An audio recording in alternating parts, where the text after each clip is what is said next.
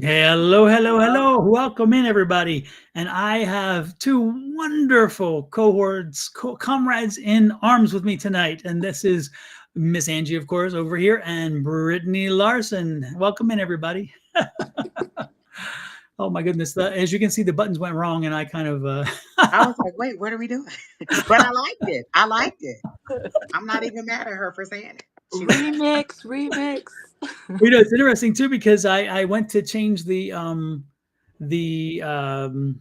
do you call it, the settings for the privacy for the Facebook connection, so therefore the thing can everybody's things will show up. And the interesting part is you don't have to do it anymore, apparently, because they took that they got rid of that, which I'm glad. oh, It was a pain in the butt, so I'm like, okay, I can deal with that.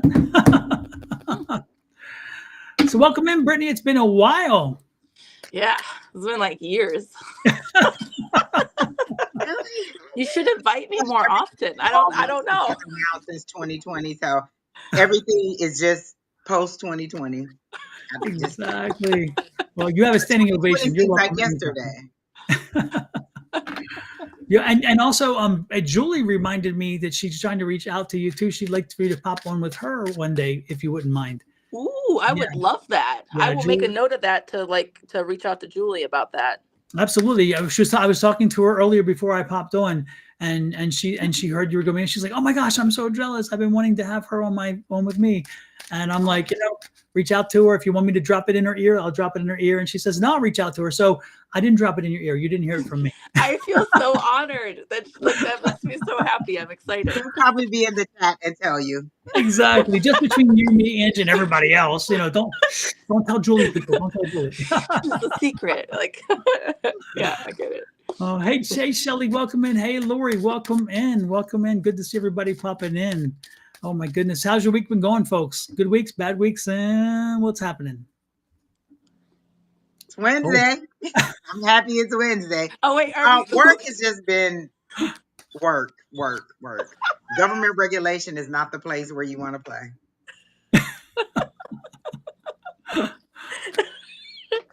I feel like Wednesday is. I feel like this has already been a very long week of work for me. So I've been kind of like a little bit just like spaced out. So I was in a meeting on Tuesday and they were like, oh my gosh, it's been such a long week. And we were like, Tuesday?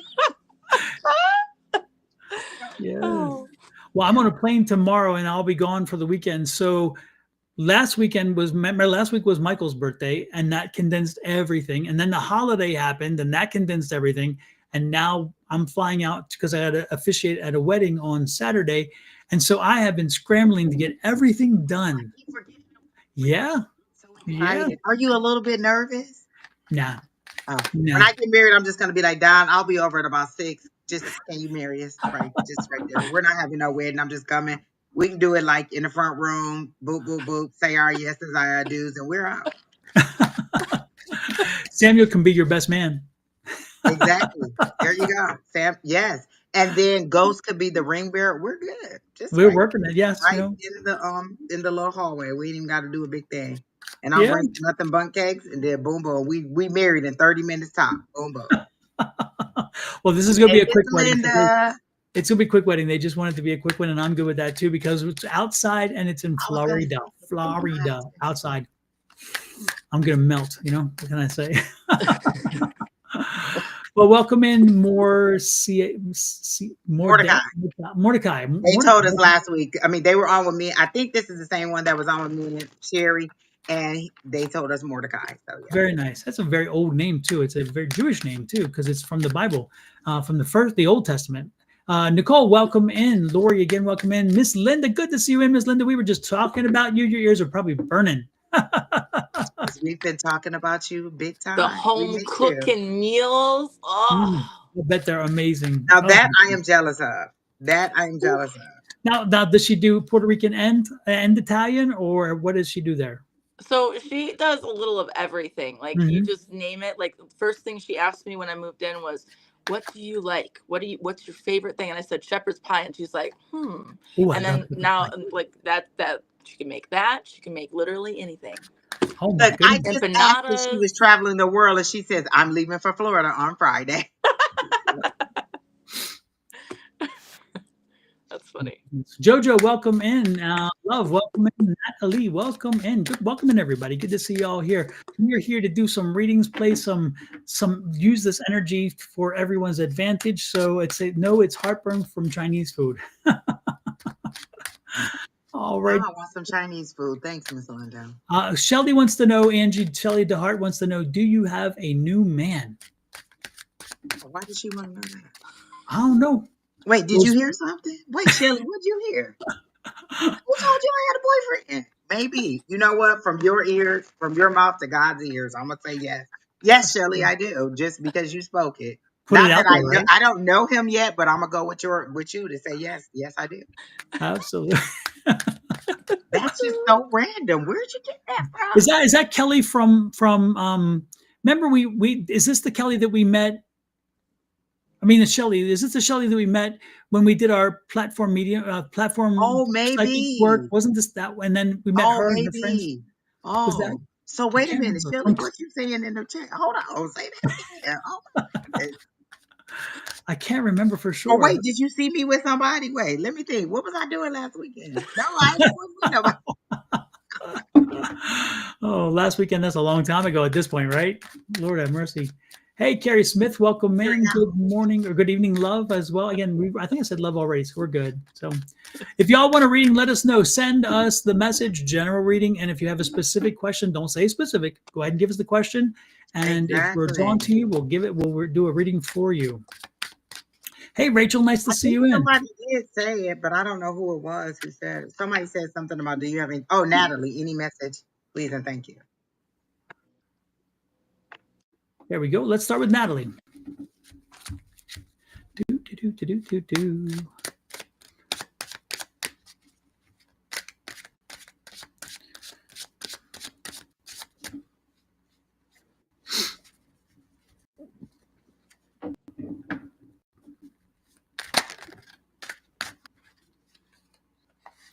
Natalie, are you having a problem with is there a balanced budget situation that's kind of causing you some grief? Because I'm getting the feeling of I'm getting energy around money, and I'm seeing imbalance, but I'm seeing it out of balance. Has there been some expenditures recently you didn't plan for like that, and are you facing again financial, just some things that again that is testing your financial situation? Know that it's short term. I'm getting the energy that this is a short term situation, not a long term situation. So don't get frustrated and don't try to throw too much at it too quickly. Just work through it, be patient, and get beyond this. This I'm getting is a short term little bump in the road. Now, did you have an expense or expenditure that you really hadn't, that you didn't anticipate? Is that what it is? Or is there, and is there a health issue there involved with that too? Is there a health component to that expense? Because I'm picking up something about health as well. Or are you stressed and you have to be careful with the stress from this economics that it's wearing on you? It's going to be one of those two things. Let's see. Hey, Virgil, nice seeing you in. And Nicole as well, like I said. Tiffany, nice to see you in. Hey, Vanessa. Love, are you asking a love question? That looks distinctly like a love question. Oh, lots of graduation, wedding, house gifts, engagement. Oh, yes, exactly. This is that time of year, right? Yeah, I didn't think about that. Yeah, well, again, that's why this is going to be short-lived. So understand that the economic pinch is there. You will get through it. Don't worry about throwing everything at it initially. Just move some things around and pay as you need to, and eventually you will get through this. You have lymphedema. Oh my gosh. Okay. And that's going to put it. That's the strain I was picking up, the health strain attached to the economics. And what with the economics and all this coming on top of you, it's putting that strain with that lymphedema. You're probably having some more swelling. You're having some more inflammation. So what I would be doing, I would be definitely looking at making sure that your cortisol levels are lower. Make sure you're doing whatever you can to drop them. Affirmations work wonderfully to help you drop your cortisol levels. And so make sure that you're doing your affirmations daily. Make sure you're also make sure you're paying attention to some of the things that you're eating as well, because that can help. I'm sure you've already heard some of those same things from your doctors. I'm not a doctor. I don't prescribe that kind of. That's not my thing. I'm just trying to give you some ideas. But most importantly, again, don't take the stress. Know that this will pass. Don't own it too much. Let yourself lower your cortisol levels, and therefore help get rid of some of the inflammation. Okay. What do you got, ladies? Go ahead. It's been a minute, so I didn't know, okay, yeah, No, go ahead. Just jump in when you get it. Oh okay. yeah. So instantly I got a vision. Well, first off, I got a flood of emotions. I wanted to freaking cry, like not hysterically cry, but cry like the deep bowels of my soul wants to cry, because like it feels like it's just, I picked up anxiety. Well, first it started with stress, then it was anxiety, then I feel depression. But the depression kind of feels like this. It's like this circumstantial depression that I kind of pick up. And what spirit showed me was, at first it looked like this cutout of like a boat that was in the middle of the ocean, and it was like just such a tiny boat in comparison to this huge massive ocean, which that would bring up travel, that would bring up a lot of components of stability if we're talking about the water. But when spirit shows me water, it indicates the depth of the emotional field that you're in. And so there's a part of me here that's feeling very it's almost like I feel like I'm trying to avoid a storm, and then as I acknowledge that, and I was in this boat, I'm like literally trying to get as far away from the storm that's behind me. But really, in reality, what I'm picking up is that it's like you're going in the wrong direction. So then I started thinking about how maybe in some instances here we might be avoiding some circumstances that actually require attention. So that's where, health wise, spiritually, physically, mentally, and even financially, it's time to take count of where you're at and restabilize yourself. Did we lose Don? He said he'll be right back. Oh, okay.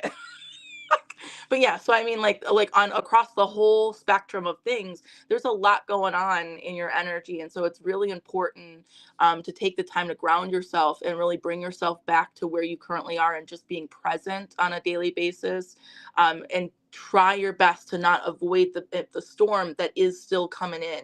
And the storm feels like it's both financial and health wise that is coming up. I mean, it's what Don said already, but like it's just feeling the feels, and kind of just like knowing that this is going to pass. And the beauty of the storm is that it's not going to last, it's going to pass. And it's just about you hunkering down and maintaining your sense of stability in that boat. I'm gonna stop there. Oh no, that is so perfect. And it was so on point because I saw her sitting on a dock with her head down and her arms just laying across her legs. And then it was dim on her side, like she's sitting in a darkness, and then everybody else is out in the sunshine on the water, because she was on the water. She was sitting on the dock, and everybody else was out in the water having fun, and she was just looking at them like she wanted to. The one thing that they had me to focus in on was surfing. So everybody else was surfing, and it's like you wanted to try it, but you were afraid. So I feel like there's something that you want to do, but you're afraid to do it. Like you're afraid to either step out and start the business, get a new job, or do whatever, or maybe even find out what your health issues are. But whatever it is, you want to do it, but you're afraid to do it. So you're just watching everybody from the sidelines, and you're sitting in the dim darkness with your head down, kind of sad, watching everybody else have a great time and wanting to do it, but having no courage to get up and do it, or like it's a desire deep inside you, but you don't want to get up and do it. So you're just sitting there on the dock watching everybody else, kind of wondering when are things going to change for you, but not having the action or the intention to put it into action to move forward. And so you're just kind of sitting there watching everybody else do what they want to do, and you're kind of sitting on the sideline. But then I heard, like your guys are saying, there is hope. If you just decide that you want to do it and move forward, you'll be guided to do it. Stop being afraid of it. Just move forward with it. And then they'll help you to move forward. Or just ask, what is my next step? How do I get from where I am now to where I want to be? And do you know where you want to be is? A lot of times we'll say we're unhappy, but what would make you happy? if happiness could call you tomorrow, what would that be? A new job, a new city, a new house, a new love, a new more money? Like, what would happiness be to you? So you have to decide what it is, put those intentions out there, and then allow your higher power to help you to kind of move into that direction. I got a little bit of something to add in there. Go ahead. So I was just going to say, it's okay. It's literally okay to not move right now. It's okay if it's just too much right now and you need to sit there. It's okay it's okay to wait for the storm to pass and then start picking up the pieces and figuring out what you want to navigate to. But give yourself grace because you've been through a lot, and that these emotions that are coming up, that's a lot to go through. And so make sure you're giving yourself the time to feel it, and you don't need to have an action plan at this point. Just let yourself kind of go through the motions and find ways to ground and anchor yourself in. And then Miss Linda said, most times it's better to face our issues head on and deal with them so we can move on. So don't stay in that place forever. Like, you can be going through whatever you're going through, but you still have to function every single day. So, just when you're ready to move forward, because the world is still going to be moving regardless of what you're doing. So just kind of set your intention, like what would make you feel better? Like if you're in this sadness, you're dealing with the emotions. Do I want to let the emotions go? Do I want to know why I'm experiencing these emotions? Do I want to move? What is it that I want? What would make me feel a little bit lighter? Even if it's to do nothing, what does that mean? Like what does that mean? What do you want to release? How do you want to move through the emotions? Like, I don't want to feel this way anyway. Then say that. It's okay to say that. A lot of times we're scared to say, I don't want to feel this way, or I'm angry or I'm frustrated. The one thing my guides will always know is when I'm unhappy. I don't like this. I'm frustrated. I'm this, I'm that. Because if they don't know how I feel, then how can they help me to move forward? So I have to express whatever the emotion is. So like she says, feel the emotion, but be truthful and honest in what you're feeling. I'm angry. I'm hurt. I'm frustrated. I feel abandoned. I feel whatever it is that you feel it, because otherwise you're pushing it down and it's just going to explode. So just go ahead and feel the emotion like she's saying. So I think that's good advice. I like that. This is my brother. Feel free to add me on Facebook. Who's your brother? Okay. I'll take your word for it, Virgil. Hey, from Manchester. All right. So, Misty, our good evening. I have gotten some bad news about. Oh, okay. Oh, someone said this is their first time catching you, Brittany, and they're excited to hear all the messages for everyone tonight. So, I don't think I formally introduced myself. Can I introduce myself real quick? yes, you can. Okay. So just those of you that are new here, I combine psychology and spirituality to help people work through emotional issues. I read trauma primarily, so everything from ancestral trauma to past lives. And I just kind of go with whatever spirit tells me and whatever comes up. And so it might get emotional in here tonight. She's for the feels, Bonnie's for the love. I just wanted to be like straight chaser. Just give me the tequila and let me go. I don't want Hey, no I did chasing. not come to Earth to not feel the feels. You gotta feel it. You just gotta feel it.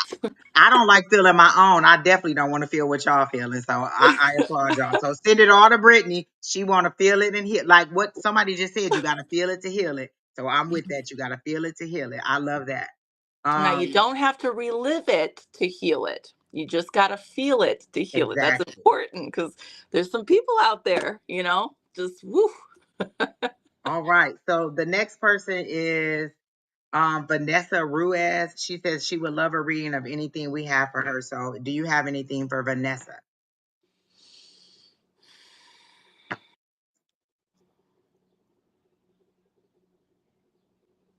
Miss Linda said it will get emotional here tonight. Miss Dear. Oh, okay. I know. Okay. So Okay, go so ahead. do you want to start or do you Yep. want me? No, you can go ahead. Okay.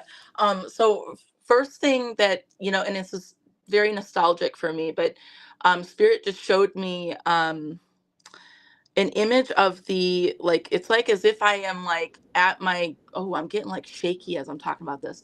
It's as if I'm at my grandparents' house It's like the middle of summer, and I'm looking out the like kitchen window out into the patio, and they had like this weird awning that went down a little bit, and then they had like this little temperature gauge that was like this little circle temperature gauge, and for some reason I'm so fixated on that, and I'm feeling like shaky and emotional. You know, Vanessa, we're reading Vanessa, right? That's okay. Um, Instantly I'm getting anger that's coming up to the surface, which is interesting that I'm getting anger coming up, and then I'm talking about like my grandparents, something very nostalgic. But actually what I feel like is being drawn up is um, feeling misunderstood and judged. And that's part of my childhood experience where I felt completely withdrawn to a certain extent, because every time I tried to step forward and like show a part of me or a part of my personality, there was some sort of judgment that came up, and I am like looking at that temperature gauge, wondering how high up can I handle, how much pressure can I handle. And so I feel like what spirit is coming in and saying here is that um, like, how much are you going to absorb and take on in your environment on a regular basis until it either consumes you fully or it causes you to explode. And that's where I start to get into this anger. And anger is a interesting feeling. It's a state of being, and anger can be so freaking amazing to move energy.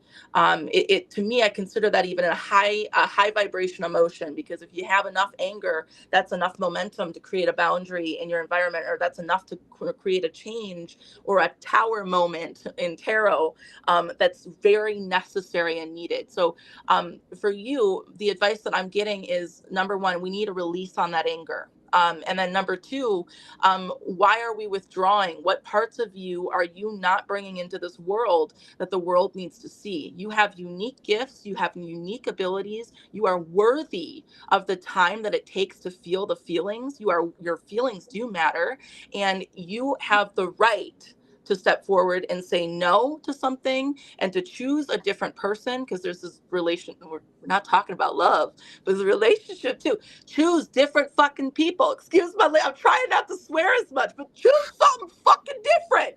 Like, because fuck that shit. Like, he got me swearing now. I was trying hard not to.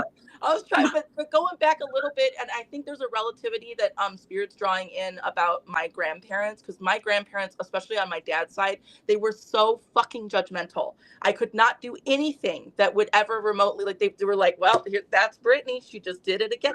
And that's that kind of energy that I feel that where it's so restrictive for you, and it's not fucking fair. And so anything in your environment that's restricting you right now, give yourself permission and say, I'm choosing this right now. Literally, I want you to keep saying that so much to the point where you're like, you know what, fuck this, I don't want to choose this anymore. Because there's some changes you need to make, and those changes aren't happening until, like, honestly, we're like, I think I'm shy of the date, because end of August to me still feels too soon. I feel like you're still not boiling over yet, but the boiling over feels like there's a powerful move that's happening in October, by the way, and but it doesn't need to be as dramatic and conflicting as it looks like it's gonna be. Because as I'm saying that, my throat is like rattling, because I feel like I'm in between. I don't know what I want to do, and like, you need to just move forward. Like, let go of some shit. Don't you take anybody back. Don't you do it. Leave everything where it's at. Just, you need to move forward, away from this that you deal with the anger. I swear to God, you better go scream. Okay, I'm gonna stop right there. Just That like, makes I sense could go on because for the hours talking vision. about moving the anger. You need to move. I took 108 hours of breath therapy training.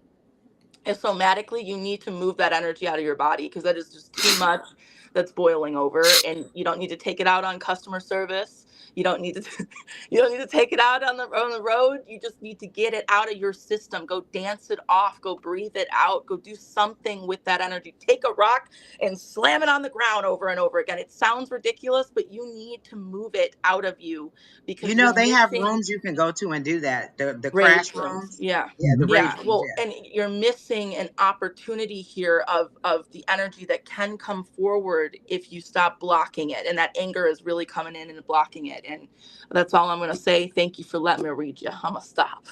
Well, no, because when I saw her in a car and they said, tell her she should go. Like you're deciding whether you should leave or you should stay. And then I just saw you banging on the steering wheel like that. So when you said the anger, I said, that's it. She's just banging on the steering wheel because she's so frustrated. She wants to go. She's in the car. She's ready to move. And then she thinks about it. And then she just bangs on the steering wheel in frustration because she doesn't know what to do, and they're saying go. So I don't know if you're thinking about relocating away from family, because you mentioned that you were having you lost a lot of family because of your relationship. So are you thinking of moving away from family a while or giving yourself a little bit of separation? But they're saying you should go. You should take this journey. You should make this move.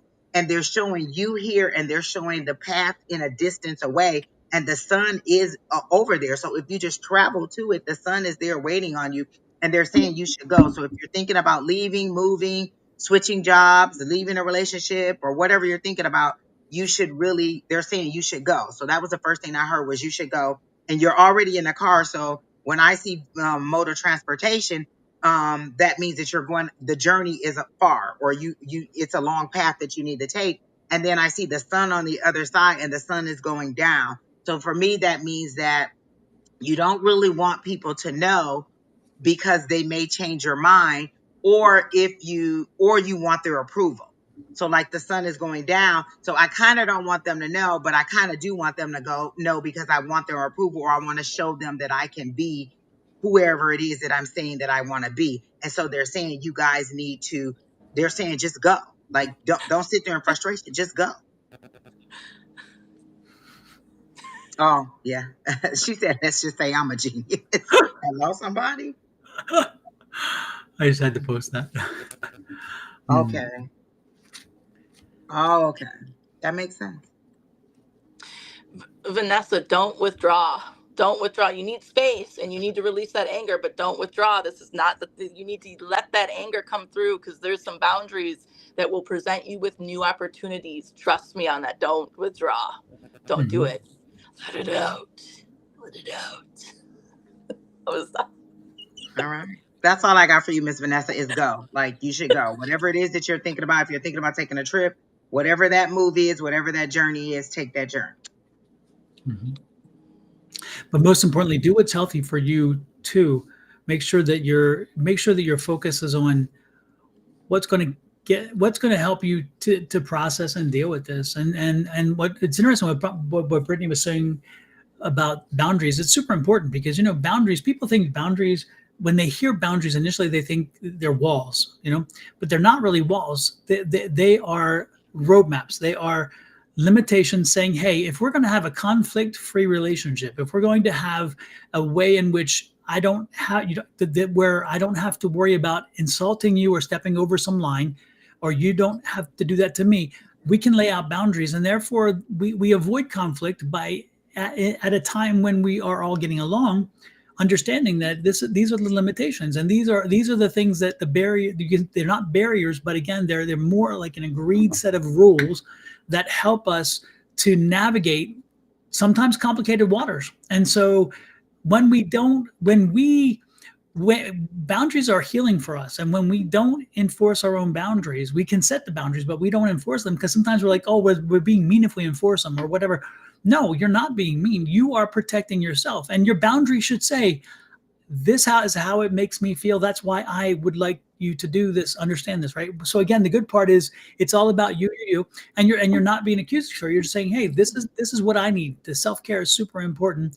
And so when you bring that in by, again, making sure that you set boundaries and you enforce them, then over time you have a much more fluid relationship, because you don't have to worry about inadvertently crossing someone else's boundary or having to have the conversation with them to yours, because everybody understands where those boundaries are. So I think that's a really important conversation. It sounds like that's part of what probably is happening here. And again, like Brittany was saying, sometimes family, they know each other too well, and sometimes that's not good, because it's like they know what buttons to push, and they think they can get away with a lot of stuff, Right. And boundaries can be just as simple as, like, we decided we didn't want to do love readings, so we don't do love readings. No matter how many times you pop it in the chat, me and Dawn aren't going to do it. Brittany, if you want to do it because you like the emotions, you can. But I'll be like, no, no, no. And people will put them in there over and over and over and over again. It's just a simple thing. Like when I'm dating somebody, if I have to get up at 6 o'clock in the morning and I tell you I'm going to sleep at 10 and you're calling me at 10:30, you don't respect my boundaries. So you know what? I'm not answering the phone. I'm not getting up to talk to you. That's my boundary. I need my sleep to get up in the morning. And so I'm not answering the phone. So all that, and I had someone say, well, you can't wait till I get off work to talk to me. No, I cannot. Good night. I will talk to you tomorrow. I don't bother you when you're at work. You're not going to bother me when I'm trying to get my sleep to go to work. So it's simple as that. Just a look, and it doesn't even have to be a big thing like, oh no, I don't want to discuss this or no that. Just sometimes just a simple boundary and being consistent with that boundary. Sometimes people will, they'll just see how far they can push you, or they'll just keep going if you don't ever set that boundary. So if it's something that you don't like, then you don't have to do it. I feel like Don is so right about the boundary thing. Like, I think we think it's all like supposed to be like walls that we put up, and it really is a road. Like we all have our individual roads, and most of us have been trained to not have any lines or any speed limits or any like speed bumps or anything on the road, because we've been taught that we have to like keep it wide open for whoever needs to come in. But in reality, we are all meant to have speed limits. We're all meant to have, like, we're teaching people on a regular basis how we want to be treated. And that's where we have to have the paved, like the paved road and the paved symbols and everything, signs, so that people can understand what to do when they're around us. And it's for our protection and their protection as well, because they don't need to see our anger. Exactly. Yeah. All right. As Angie, never as overstep boundaries. Angie has said over and over, this is, if you don't do the boundaries, then you get this.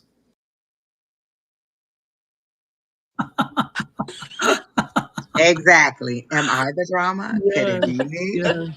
And then when you enforce boundaries and you really enforce boundaries, people know that this is what they're going to get if they cross them. Look at my face. Don't do it. No. Absolutely not. Absolutely. You know, I got to work it in there, Angie. I love that one. Exactly. And listen, I'm never going to say no. I'm never going to say no to that. Oh my goodness. And I think the I Love Lucy part is probably my favorite. That's probably my favorite. Yeah. It took me a long time to figure out how to get the eyes moving at the right time for you when you say that. I mean, it took me a long time to line that up. I'm taking an AI class tomorrow too, because I have to learn this stuff. Like I'm taking one online tomorrow to see what it's like. And I've decided that before the summer is over, I'm taking one of those classes from Harvard and I'm taking one of those classes from Google. Like I have to be productive this year. So y'all keep asking me, did you do it, Angie? Did you do it? And then I'll feel pressure like I have to do it. So y'all got to keep me accountable. Will do. Absolutely. Absolutely. All right. Who's next? Brittany, you should pick because I picked the last. Well, I was drawn to, let's see, I don't know if Misty is still in here. Misty was back here for a second and saying something about mental. Misty R was saying, good evening. I had gotten some bad news about not responding to my treatments for mental health, and I feel discouraged. Any insight for me? So I don't know if Misty's still in here, but I kind of felt that energy. So I was going to just like talk about that, if that's okay. I kind of. Yeah. And Misty, if you are, let us know. I love energy so much, because like when you're in that, in the space to get the reading and to actually read people, it comes in so like subtly, but it's just so funny how like, I like it's just it's like a wave. I don't know how else to describe it. I just love that feeling when I'm like going from one person to another, because the energy just hit down, Misty. It's going down. And it hit down in my solar plexus. And so talk about feeling disempowered right now. And so I'm going to kind of get a little emotional for a second, and kind of lean into that a little bit. There's a lot of things going on right now. You're in more of the injustice wound period of your life, where there's a lot of disempowering things going on. Interactions feel discouraging, and there's like this overall energy where you feel powerless. And I want you to feel into where in your like timeline, where did you feel most powerless, right? And then also I want you to ask yourself, why why did you take on this energy? Because at the end of the day here, there is no amounts of like treatments or like diagnosis that we get that can actually keep us down. And I'm saying this, I'll be a little bit more personal. I struggle with borderline personality disorder. And that's why I know that's why I'm as good as I am with my business.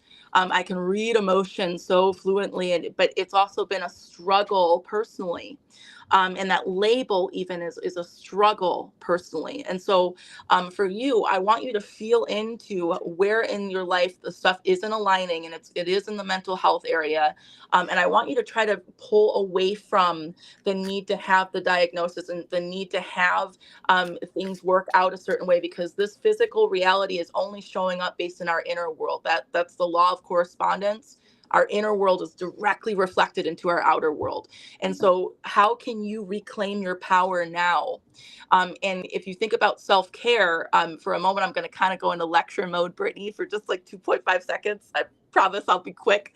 But self-care in of itself can be broken down into 3 different pillars. You have the emotional self-care, then you have spiritual self-care, and then physical self-care. Make it simple, and really find strategy plans that will help you move through the moods that you're picking up on. I say this because I work with schizophrenia clients. I work with OCD and serious mental health issues that people have on a regular basis. And it isn't as simple as saying, oh, I'm just going to adopt another mindset.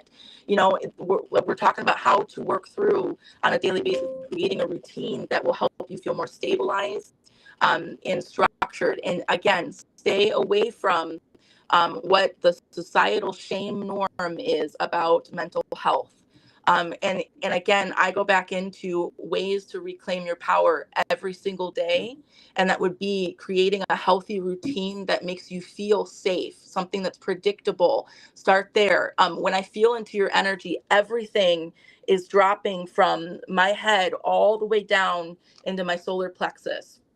I feel doubt. I feel inadequate. I feel so like I'm like leaking out my power right now. And so what that means is it's time now to start picking up those pieces, pulling back your energy, and not pulling it back like withdrawing. I'm talking about reclaiming, your power here, and standing back up for yourself. And that starts with little baby steps. Don't think about the bigger picture. Don't think about like in 10 years from now. Think about just right now, just this week. And there's also, I feel powerless enough where the hopelessness is coming up in this energy. And so I want to kind of lean a little bit into this. There's some times where we start feeling like we don't belong here on the earth. Okay. And that comes up in this energy. And I want you to think about how you're already included here, right? What is the inclusion that brings you into this earth? Why are you here right now? And when I say that, I'm talking about what sense of community do you already have? Stay away from the thoughts that are making you feel like you don't belong, because you do belong. And can you give yourself permission and let yourself off the hook about needing to heal everything right now, and this treatment and this thing needs to work, and instead just be here and allow it to be what it is for this moment, and focus on the routine. The first question that I got was when she said she's not responding. I had a couple questions. One, is it just like maybe is it that you're not responding to the therapist that you're using? Because you said mental health, you could be taking medication, you could be dealing with a therapist. So is it a conflict with the therapist? Is it that is she challenging you to see things about yourself that you really need to deal with? Because I know I've talked to people and they've said stuff to me and I'm like, but it was something that I needed to deal with. So is she challenging you? Like I know someone, they sent their child to therapy and their child didn't like it because the therapist gave them homework to do. So they didn't want to do the homework. So they're like, I don't like her. They didn't like that they were being made to take action, they were being challenged with the things that they were doing. And so it was like recognizing that some of this it isn't everybody else all the time. Sometimes you have to take a little bit of accountability for it. So is it that your therapist is challenging you? Is there it's just not a good mix? Like not all therapists, sometimes you have to find a person that is good for you. So when you say that you're not responding to your mental health treatment, what aspects of it are you not responding to, or what is the disconnect that you're having? So if you can understand that, maybe I need a new therapist. Maybe I need to have a realization. Maybe I need to, like you said, have a plan or have some kind of take back some of my own power and not think that the therapist is going to fix me or that the medicine is going to fix me. How can I take control of this situation and some of the things that are happening to me and move forward with it? So what is the disconnect that you're having? That was the question that I had for you.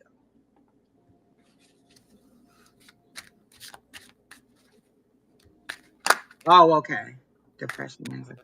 Oh, she said it's a procedural treatment. In mental health, I don't know what that it's a procedural treatment, not conflict with the therapist, not responding, was more about depression, anxiety scores and going, okay, yeah. All right. So that's all I have for Miss T.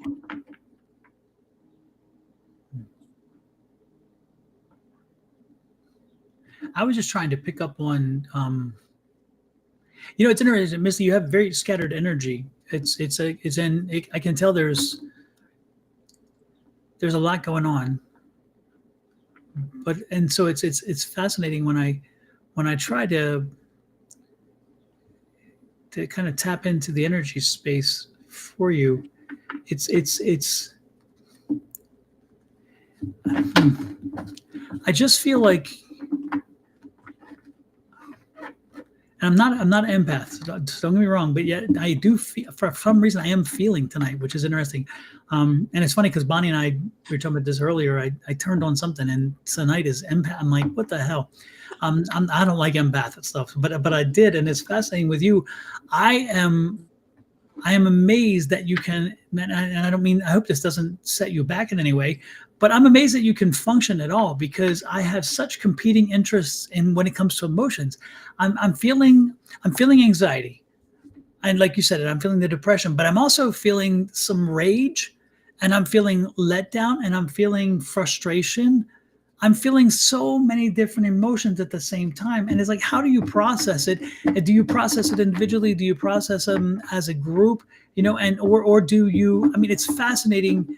So as you work through this, I think that you're going to, I mean, again, this is not psychic. This is the energy I'm feeling is psychic, but the reality is what I think, what I'm getting for you is a feeling like you're going to need somebody at a very much higher level than the individual I think that you're connecting, that's working with you, because I think that they've got a myriad of complexities that are intermingled, and to untwine, to figure out how to unwind that. And I'm not sure that's going to be, that's somebody who, again, you need somebody who really is skilled at what they do. And it may take you a while to find that right person, because I think that it's like any other profession. Everybody can do certain things, but not everybody can do significant things for the individual. And so you need to find the right therapist, the right counselor, the right treatment that fits your specific set of complications. And when you do, you'll be happy that you do. But the sad part is, I'm feeling like that doesn't happen for a while. I'm feeling like you're still I feel like you're in the forest, and you're looking and you're looking and you're looking and hoping that you're going to finally come to a clearing. And I'm feeling like that's just not happening for a time to come. But keep looking for them. Keep searching for that energy. Find that person who can do this. They are out there. But I just don't. I think you've already proven that what you have right now at your disposal is not. It's not going to get the job done. It just isn't. And the sad part is, you feel the guilt because you feel you failed, because you even used the word failure. And that's what I was gonna say. I don't like that she said it failed. It's just like, you just have to find the approach that's going to make it. Didn't fail. You just haven't found that spark that is helping you to move forward. You didn't fail at all. So I would stop saying that it failed. I just haven't like, it's kind of like when Tina told us to stop saying I'm not good at mediumship. I'm getting better at it. So I'm trying, or I'm learning to respond better to treatment, or I'm learning to respond better to whatever procedural program we have. And so don't say that it failed, because it didn't. You just haven't found that perfect match, like Don was saying. It's an alignment question, I think, more than anything, because again, once you're aligned with somebody who understands your complexities, and it's probably somebody, and I hesitate to say this because again, I don't want to plant the seed, but it's probably from somebody who has faced those same issues, again, the same interwoven issues, or many similar ones, and so they've been down that road themselves, and that's probably what sparked them to get into therapy, to being a therapist and to being a counselor, because they've been down that road and they knew how not having the right person to help them has delayed them finding their fuller and happier self. And it's there. It's just having to get underneath all of the other complications that come with life, you know? You know what? And I didn't even notice this. She said more about my depression and anxiety scores not going down. So they're evaluating you and scoring your response to the treatment. How do you even start doing that? So I just want to add in there that you know, like I have a wide array of clients from like borderline to multiple personality disorder, which is DID, you know, and schizophrenia, and you know, like all kinds of dissociative disorders.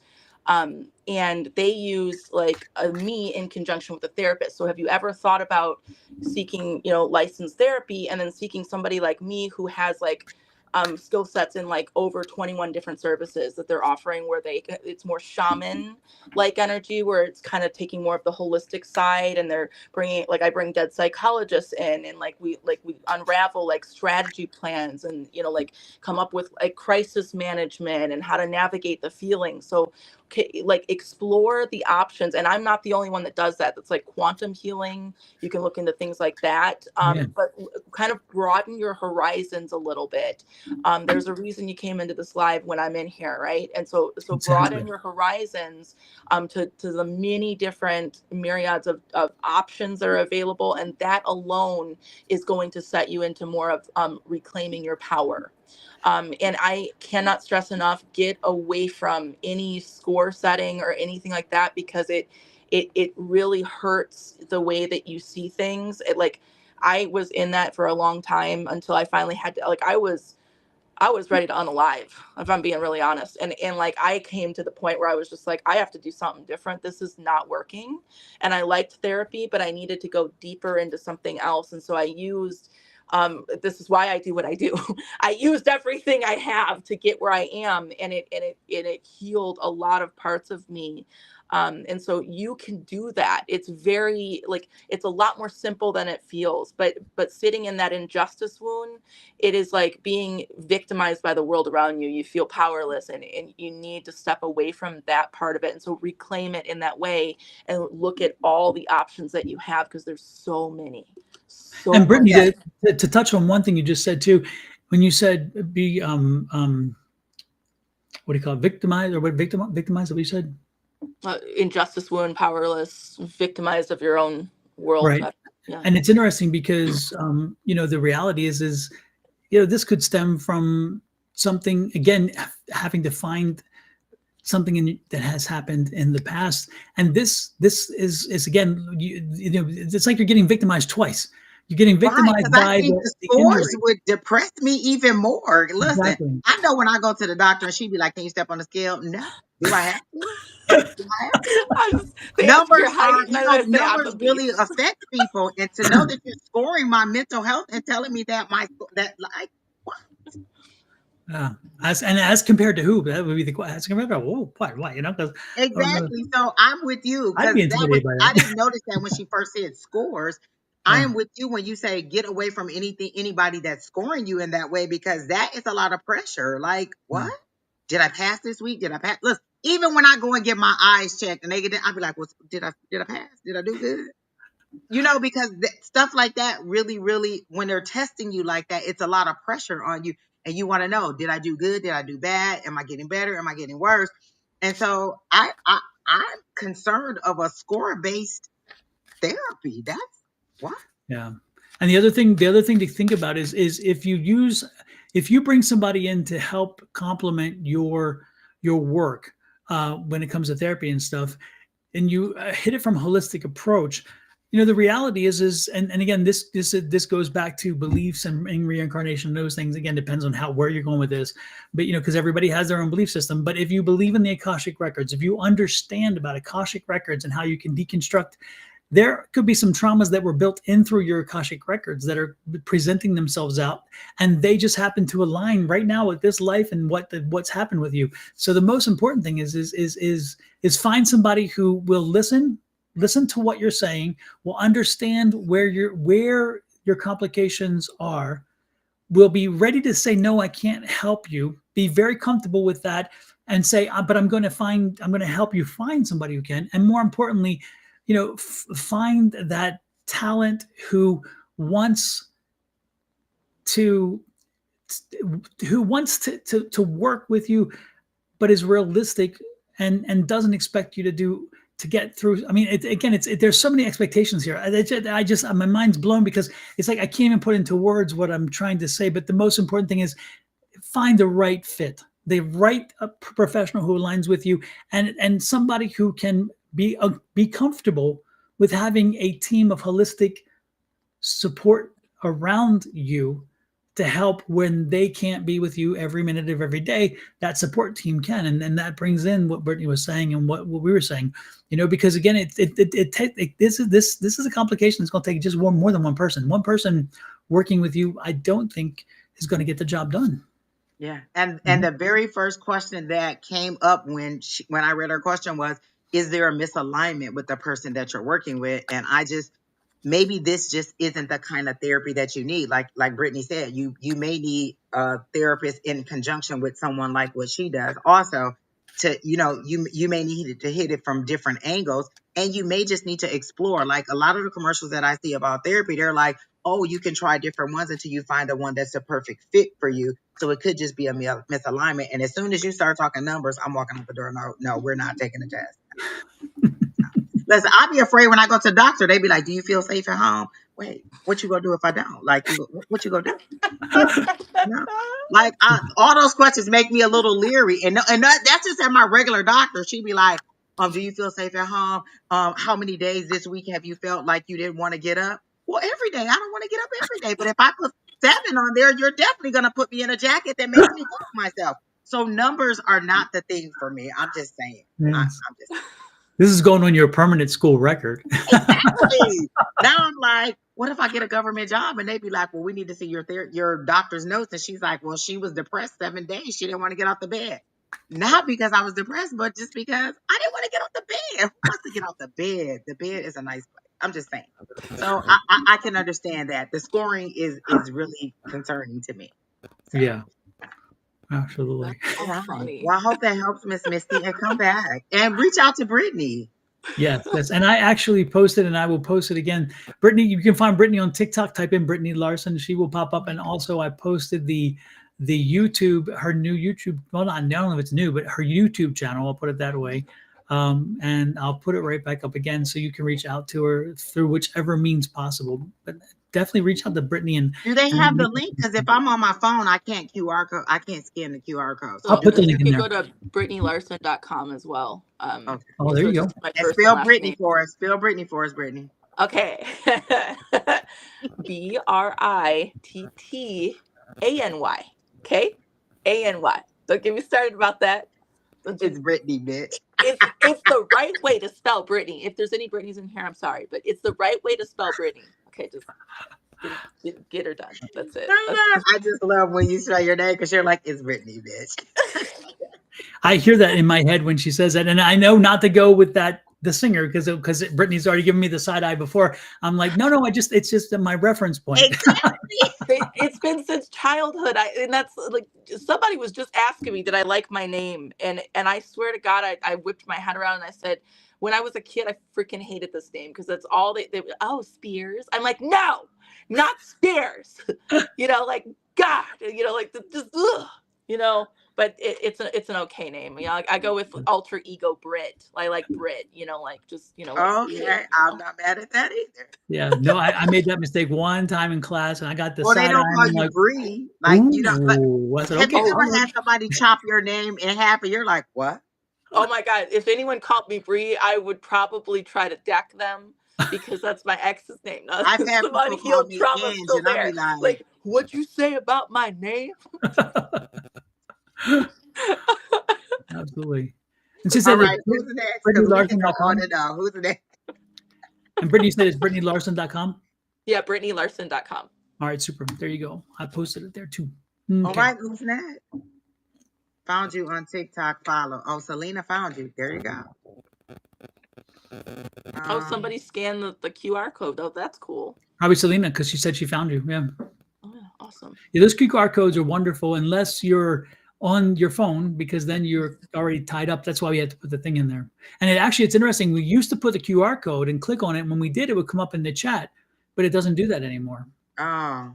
And I like what Miss Bonnie said. She said, I don't do scales. I don't either. I'd be like, just guess how much you think. And you better say a little bit. You better not say a lot. You better say a little bit. I remember the last time I was at urgent care, it was like a couple of months ago, and I'm like for a cold or whatever, and I go in and it's like it's late, and I walk in and they have to get me on the scale, and they go to get me on the scale, and I make jokes when I'm sick just because I want to make light of everything. And so I get on the scale, and she's like, about how tall are you? And I like look at that scale, and I whip my head around, and I said, I'm obese, woman. Like, you don't need. And she just looks at me, and she just like puts down in the chart, like, and I was like, I don't know what she's writing now. And then like she didn't laugh. And So patient. They put hostile on your permanent record. don't ask about height. Exactly. I'm Avoid short. I'm a questions. short lesbian. I'm snack size, okay? Like maybe. I love it. I love it. Oh man. All right, who's next? Oh, Wait, oh, is that Selena? You're the one who got the ear implant? Because Kelly said, Selena, how are your implants working out for you? Are you enjoying them? Is she the one who got the ear implants? Remember, Dom? We Yeah. told her she was going to get it. Oh, is you? Oh, I just love her every time she's in there. Yeah, and but Brittany, to bring you up on speed, Selena was going to get the cochlear implant, and then her insurance company, she changed insurance company. They changed, I guess, whatever the insurance company changed, and when it did, no, she was going to lose her secondary insurance. Remember, Don? Yeah, that was it, and she needed to go before a certain date. And if she didn't, she was going to have to pay like $7,000. Yeah, and she couldn't get it. She couldn't again get in before the secondary just ended. After. And so we told her, put that affirmation out there and then also continue to reach out to the doctor and make it happen. And she's like, well, they don't have it. They don't have it. Guess what? It worked out, and she got it under the gun. So she made it with the insurance. And she didn't have to pay the $7,000. We were so happy. Like when she came on and told us that, she was like, she got on our live the day she was coming home from the hospital. Yes. And she was like, I had the surgery today. I'm on my way home. I was so happy. Like, you would have thought my son was graduating again. I was so happy for her. Like, yes. Yeah. And she said, you know what? You all told me to do it. You told me to. And yes. So and she did it. And she believed we sent her energy, and we just kept saying, you're going to get it. Like, listen, put it out there. Put it out there. And she did. And she needed it by 5:31, and she got it. She got it on 5:14, so she was cutting it close. She was cutting it real close, but she got it, which is great. And again, tons of money, unbelievable. All right, it's expensive to have problems. I'm telling you. Like, I am telling you. Don't even get me started on that. Being self-employed. What was I thinking? Okay, I was gonna stop. All right, move on. Somebody says, hi, how are you all? Do you see me pregnant? I actually see a little girl for you. I don't know if that's if you're pregnant now, but I do see a little girl. You having a little girl, or maybe that's what you want, because I see pink everywhere when you said that. So I don't know if you're pregnant now, but I do get a little girl for you in your future. That's Linda Williams. In the name of Jesus. Exactly. So that's all I saw for her. And if Sunflower is still here, Sunflower, let us know, because I was drawn to you. I was definitely drawn to you.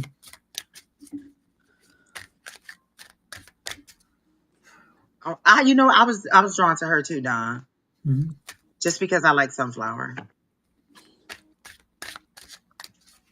All right, let's see.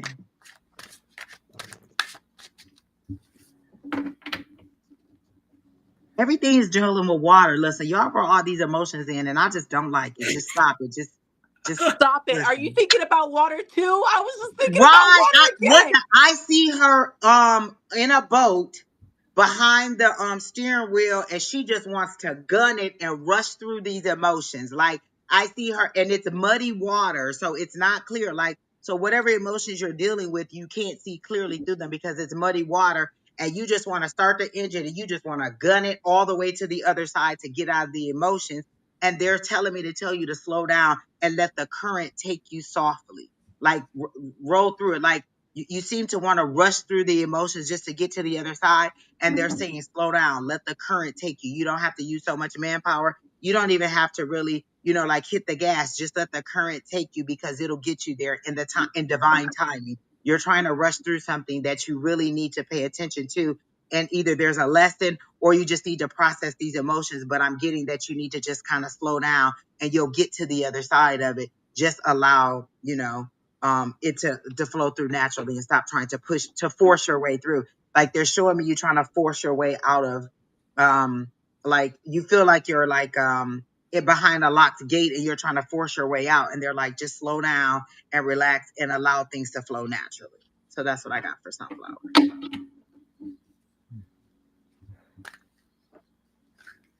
Brittany, you picking up anything? Virgil said, So are you single? I am not. I'm in a relationship. So anyway,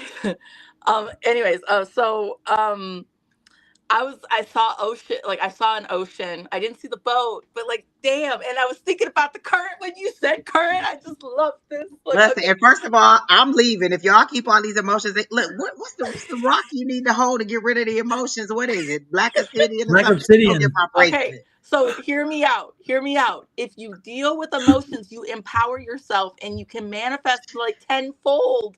Like read Don's book, but like also like deal with your emotions. Okay. I am like the queen of saying emotions. Deal with your fucking emotions. Feel them. What is the saying for you? And if you don't have a fucking word for it, make an object that represents it, throw it in your environment, play with it.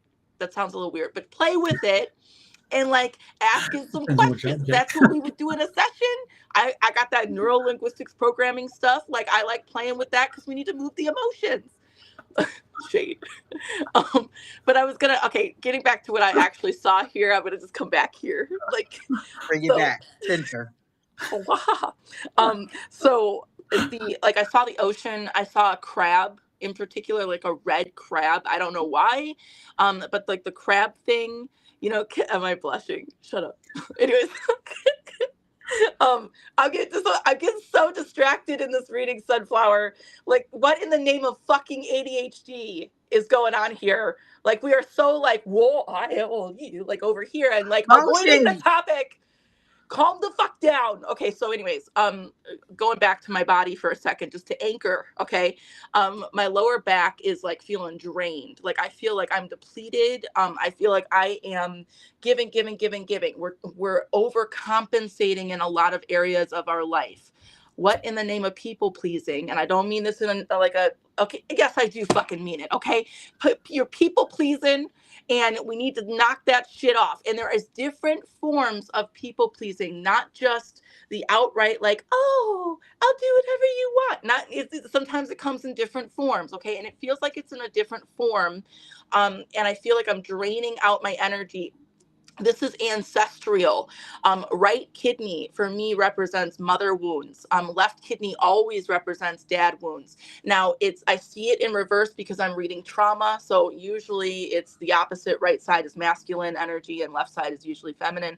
But I read it in opposites. My right kidney is like aching.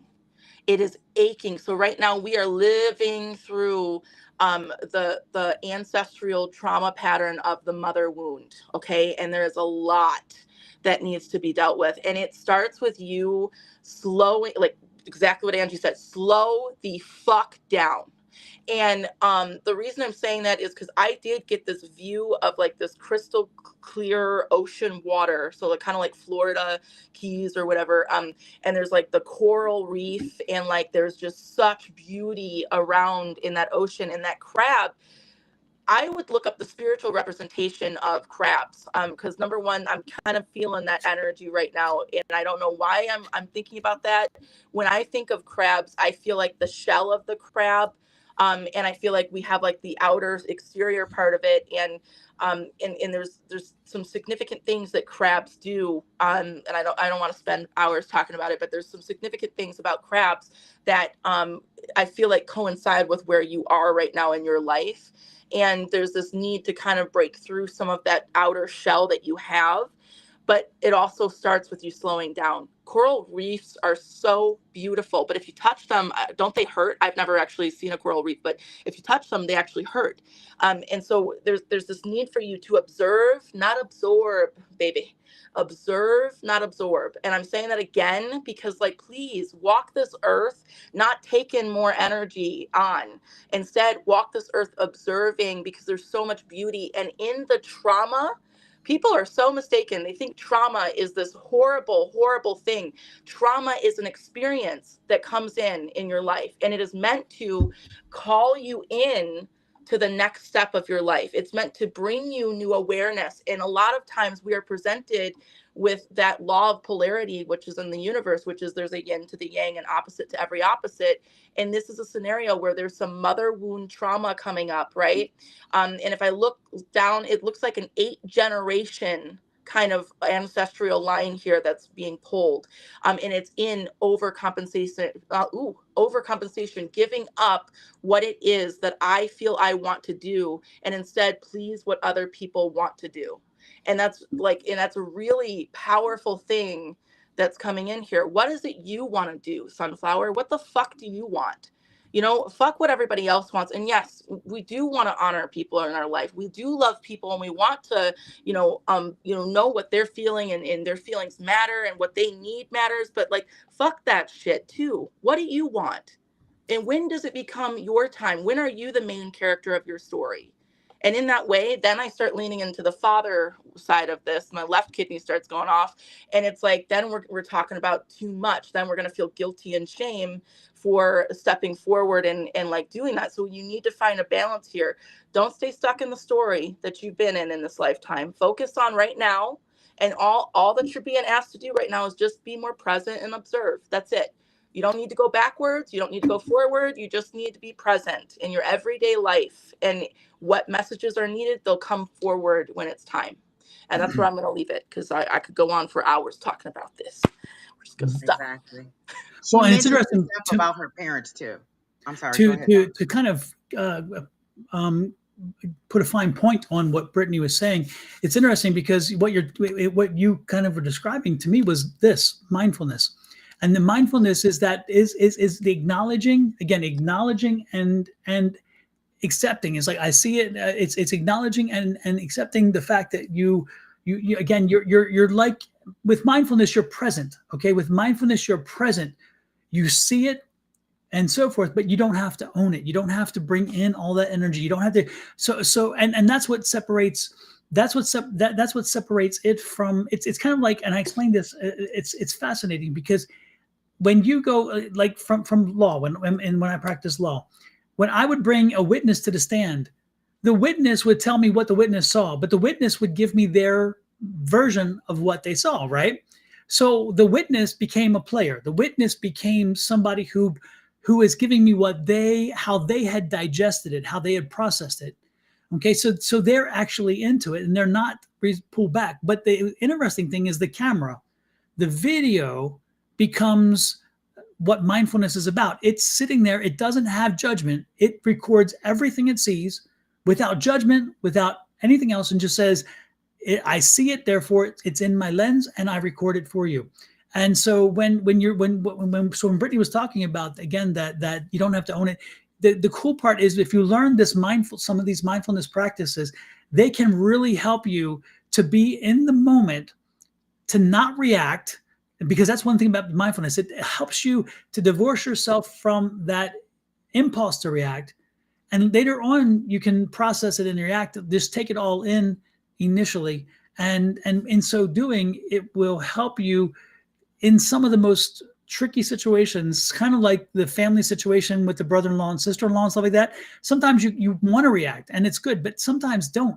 Just sit back and be mindful, acknowledge that you're there, acknowledge that they have a point of view, accept the fact they have a right to that point of view, but that doesn't mean you have to embrace it. It's not, no, it's not that. So you know, I hope I didn't get too off on that, but again, to me, it's just, it's very different to feel like you have to absorb it, because you don't necessarily have to until you process it. So one thing, again, is use mindfulness in a situation where you really find yourself in a stressful environment and you know somebody's coming at you or something like that.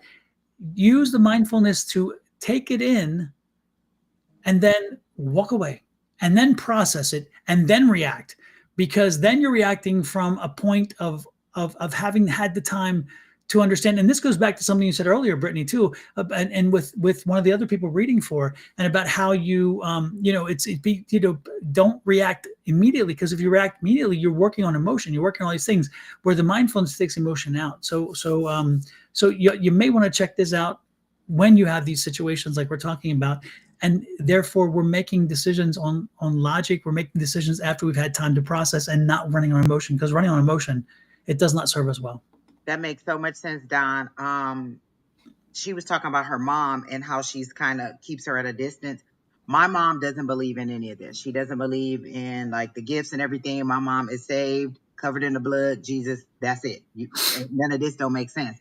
I still talk to my mom. We just don't discuss this because she doesn't believe in it. But when I heard she was like, oh, Angie's doing that psychic stuff and she's doing those readings, I could have exploded, but what I did was exactly what you said. I waited, I processed it, and I understood it. She comes from a very religious background. Her generation went to church. They believed what the pastor said, and the pastor's word was it. My generation was a little bit more where we questioned a lot.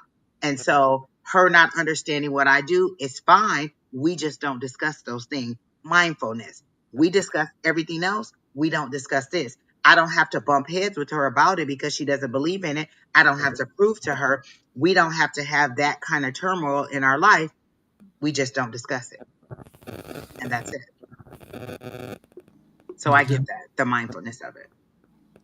Somebody said trauma is not a wait. I saw trauma it. is never a positive in my experience. Y'all need to sit with your shit a little bit longer. Just like as I say, look at that, your dark shadows, look at the demons, you know, in your past long enough to see the light in it, because you're missing such a massive ball of light that can absolutely transform your life. Like trauma is a call of love, and when we sit with it long enough, there's a beauty in it that's unlike anything. It gives you such deep inner wisdom and transformative energy that you cannot find in any healing modality or any sort of external thing that you find in this world. Yeah. And if you don't have the lows, then you don't even know when the high comes, because again, without the low, you don't have anything to compare it to. So sometimes it's the lows that helps us to understand the highs, and sometimes it's the highs to help us work through the lows, or like this one here, which is again setbacks and the comebacks. Sometimes you have to have the setback because sometimes it recalibrates you. Again, sometimes these traumas help you to refocus and to recalibrate, and sometimes it's because you're off on the wrong track, and when you have the trauma, it brings you back. It helps to wake you up. So I'm with Brittany. I think sometimes trauma is, how do you build muscle? But you it's beneficial. traumatize the muscle. You break it down to build it up. Just as simple as that. When I read that comment about trauma is never a positive thing, the first thing I thought about was muscles, because I'm lifting weights, y'all, and I think I'm trying to, that's the first thing I went to, is that you have to break the muscle down in order to build it up. And so sometimes trauma does help you to get to where you're trying to get to, or realizing, like you said, sitting in your shit and realizing how far you've come or what you've gone through or how you got through. You have to deal with the trauma in order to get to the other side. So that makes good sense.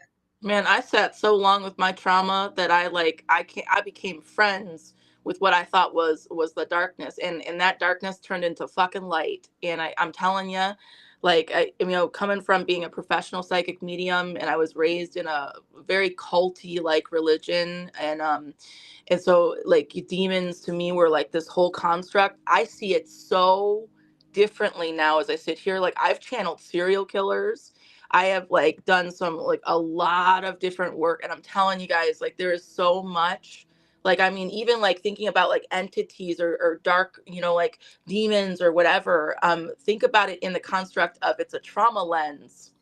And like, so you put me in a room with like, a satanic worshiper and, like a psychic medium and I don't know, like Bruja people and then just a list of other people who believe all kind Catholic church, whatever. And I will tell you what their trauma is and why they believe the way that they do. And we could talk about their orchestration of whatever doctrines they believe in as well, that are all trauma related, that's been passed down from ancestral trauma. Everything is linked and riddled in trauma in this world. And if we just sit long enough to allow the feelings to flow, they won't even trap us even slightly. And it's the most empowering feeling ever.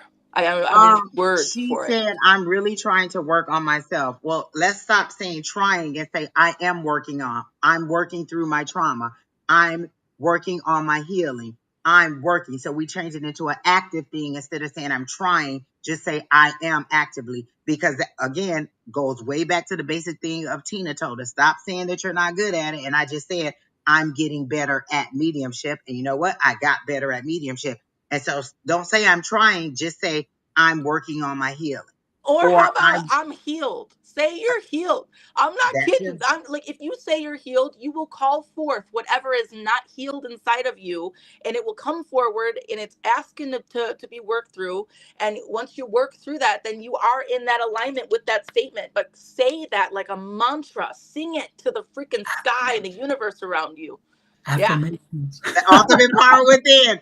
When I say that I am affirmation healed. that Don made up some days has kept me from losing my job, because people will take you to the limit and I'll just be like, let me just repeat it. I believe in infinite abundance. All my wants and needs are met. And I just say it over and over and over. And it has to take me to a different place, because sometimes you'll get so frustrated or you'll get so upset with the situation and you have to bring yourself back to a positive affirmation to change the mood. Like even today I was having a bad day and I just remember one of these songs that I heard and it just popped up in my head. I put it on and it instantly changed my mood. Maybe I'm hungry. It instantly changed my mood, and my email went from per my last response to maybe we are having a disconnect, like, because when I per my last response, that means I done said this 3 or 4 times. So backspace. It seems that we're having a disconnect. Please explain. Please help me to understand how I can better help you. Instead of per my last response, blah blah blah blah blah. Just from a positive affirmation, changing my music, allowing it to change my mindset on the situation. So, like she said, I am healed. Say it. And if it's hard for you to say that, I'm working on my healing. Whatever you need to help you to see things differently or to feel differently. Like they said, emotions. I'm so sick of their emotions, but sometimes you need to feel it in order to make yourself feel better. Now, see, Angie, when my email, it would have said, did you fall down and bump your damn head? Because I thought I was Listen. That's about as nice as it get for me, because once you cross that line, it's like, oh no, this is not this persona. Believe me, it can get real ugly. It can get yeah. I can go there.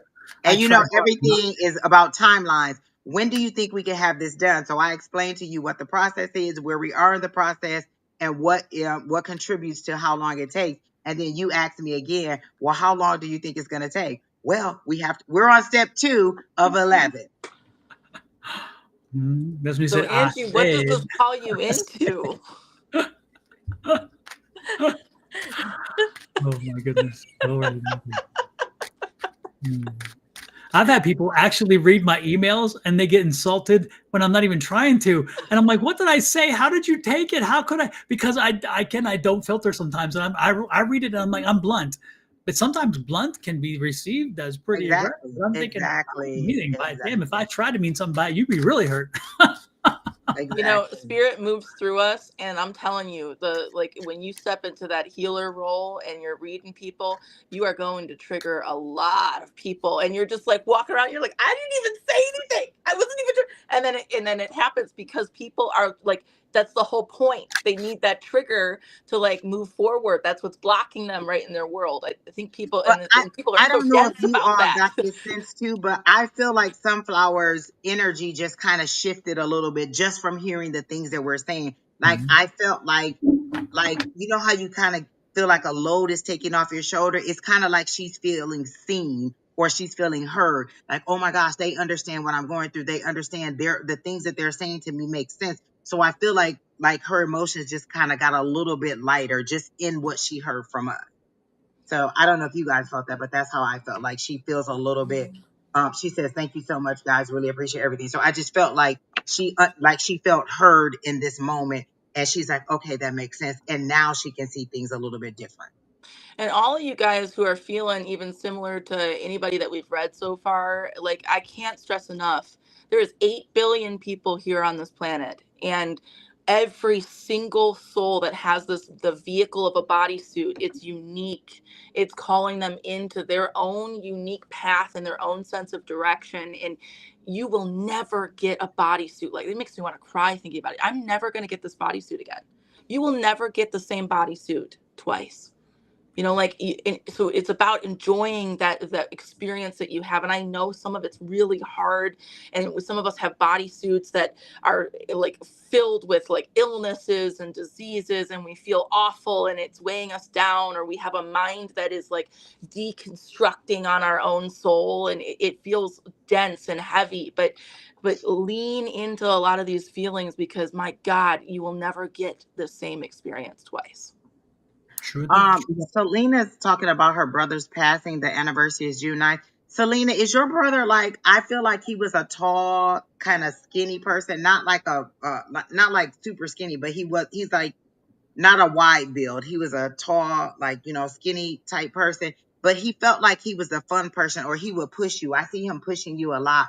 Like maybe he was a person that pushed you forward and gave you encouragement that you need for you. And I hear him saying it's okay. Like stop dwelling on the anniversary as a bad thing. See it as a happy thing. Like do something that we would have done together. Like, and I don't want to say cliff diving, but that's what he's showing me. Like you doing something very adventurous that you wouldn't have never done. Like he would have pulled you along and been like, come on, let's go do it. We're going to go skydiving, or we're going to go, mountain biking or something like that. Like I feel like he's telling you to do something that you haven't done in a long time and stop dwelling on the loss of him, and to start kind of celebrating the courage that he would have given you. Like channel that energy instead of the sadness of his loss. Is kind of how I'm getting it for you, Selena. Was he a big guy? Was he a bear, or did he growl? Because I'm getting bear. I got bear I energy. get really tall. He's really tall, but I'm short, so everybody's really tall to me. Yeah, I keep getting something about height too, and then zip lining, and then I keep seeing like evergreen trees, and like and it's just so stable and so like and so grounded, is what I keep going back to, and like, but that zip lining is like hilarious to me, because I just like I'm just like, adventure, go on adventures, have fun, explore the world, Yes. like don't keep like shrinking back because you feel limited. I feel like Go she's forward. stuck in the moment of his death or his passing. Like she can't get past that because she feels like nobody sees her the way that he saw her, or nobody encouraged her the way that he did. And he's like, "You okay? Encourage yourself. Like I gave you all of that. I gave you all of that while I was here. Use some of that to move forward." But he really wants you to do something adventurous that you haven't done in a long time. So that's what I got for you, Miss Selena. And that's our lady with the ear implant. So I had that. She said something funny. She said, "What can I hear?" So I was like, "Oh, you know what? That's so cute. I'm gonna say something to her." Oh, she said she used to call him Brother Bear, Don. Okay, He okay, was tall. And that's how I saw him, as super tall. Yeah. yeah. And did he have like a unique laugh? Because it's funny. I was picking up this kind of just a very unique laughter that he would do. He seemed like a very happy guy. He was easy to laugh. He loved to laugh, and he loved to enjoy life. He embraced life. I saw this very clearly. He's been gone about 10 years. Is that right? Because I'm She picking up said, a wait, 10-year what did she period, say? about like She 10 just years, said the 11 years. anniversary. She didn't say how many years. Yeah, I'm picking up about 10 years is what I'm picking up, like 10, 11 years. And now, did you help raise him a little bit, or did he help raise you? Because I'm getting there feeling like there was an absentee parent situation. And so were you the one that he kind of was like the father-ish kind of figure, or were you the mother-ish figure to him? Because I'm I feeling feel like, like she's the motherish because he seems silly and, adventurous, and she right, kind of tried to keep him grounded or yeah, keep him moving forward. Like, don't do that, don't do this, and he would be like, whatever, let's do it. yeah. And did he smoke cigarettes? Like, I felt like you and him smoked a cigarette together. Like, is that, I don't know why, but they just showed me like, being mischievous kids or teens and smoking a cigarette. Are you sure that was a cigarette? No, I'm just kidding. That was Well, like... I mean, there was smoke coming and it was coming to your lips. You tell, we listen, we don't judge. The goofiness. I keep seeing this image, and I was gonna just say it. Like it reminds me of like at least what I see from him is like being on like one of those like oh, what is that? It's like an ATV go-kart, and like I've got like funky Crocs on, and like the tube socks up a little bit, and like the energy alone like is just so like carefree. I don't give a I don't give a fuck, but I care, but I don't give a fuck. Like, and it's like oh well, it is what it is. Like, it's like the goofiness and the like the adventurous type of energy that comes through, and so then when we're talking about grief and kind of moving that through the body, a lot of this could be released if we adventure out into nature. Let's go out and hug a tree. Like hug a freaking tree. Do something.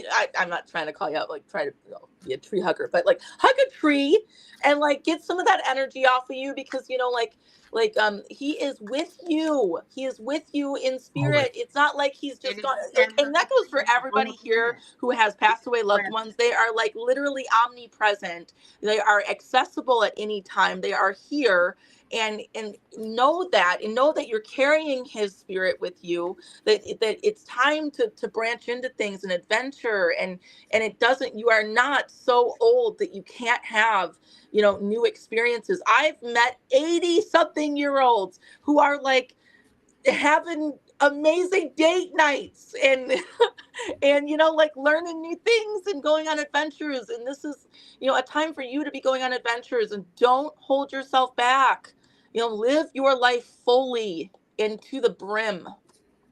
Yeah. I don't Yes. know why I had to yell that. I am going to tone it down a little bit. No, I can feel his energy is like it's interesting because he was very loving and caring, but he was very fun, and he was always ready for the next adventure.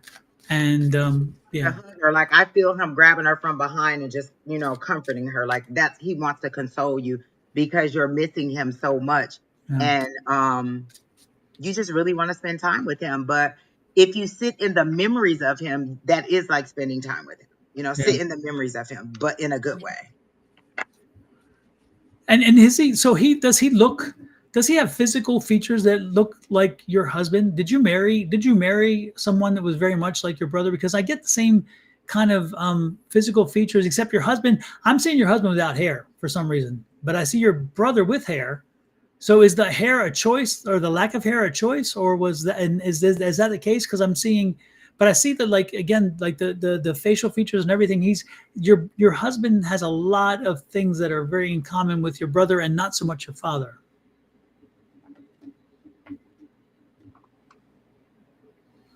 Oh.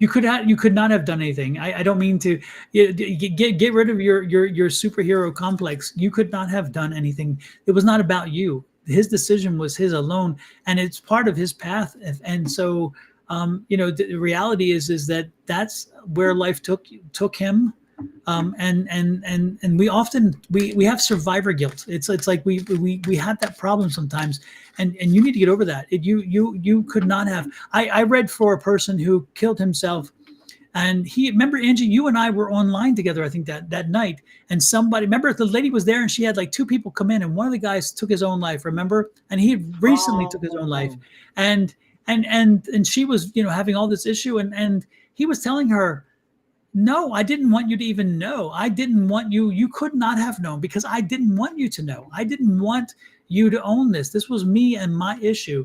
And so, and she was like, how could I miss that? I remember it was fascinating because she had him come in and she had a girlfriend. A girl that also had. Yeah, 1 year earlier. One of them died a year earlier, Yeah. and then the one just died like a few days or a few weeks before that. And both those energies came in, and both of them were attached to the same addiction issues. But and the brother came in, and she was feeling such a guilt, and she felt guilt about this. It was her sister. It was her sister as well, because the sister had 4 kids, and she left this world by choice. And it was quite traumatic. I remember it was a heavy evening. But remember, if they wanted you to know, they would have. But don't feel like you could have done something different. You know, the most important thing is let that go, move on, and know that he is where he was destined to be. You are where you were destined to be. He's always with you when you call on him and you need to feel that love and support. Call on him and talk to him. And don't be surprised when he gives you that big old hug from behind.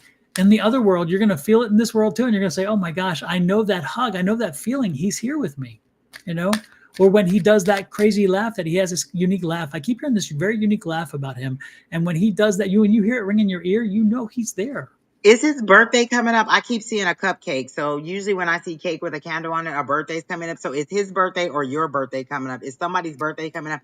Because he's saying enjoy yourself. And did he like a good steak? Because I feel like he's saying have a good meal or have something that I would have eat. Was he a good, like he would have enjoyed a steak on the grill or something like that, like a good hearty meal, steak and potato type guy.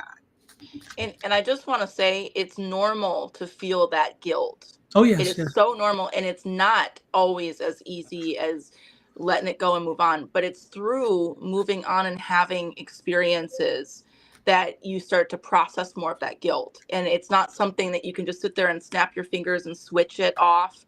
It's through volunteer work. It's through, getting yourself out there and having new experiences that you come to the realization about that guilt. And I'm telling you what, when we're talking about grief, there is a lot of correlation into guilt.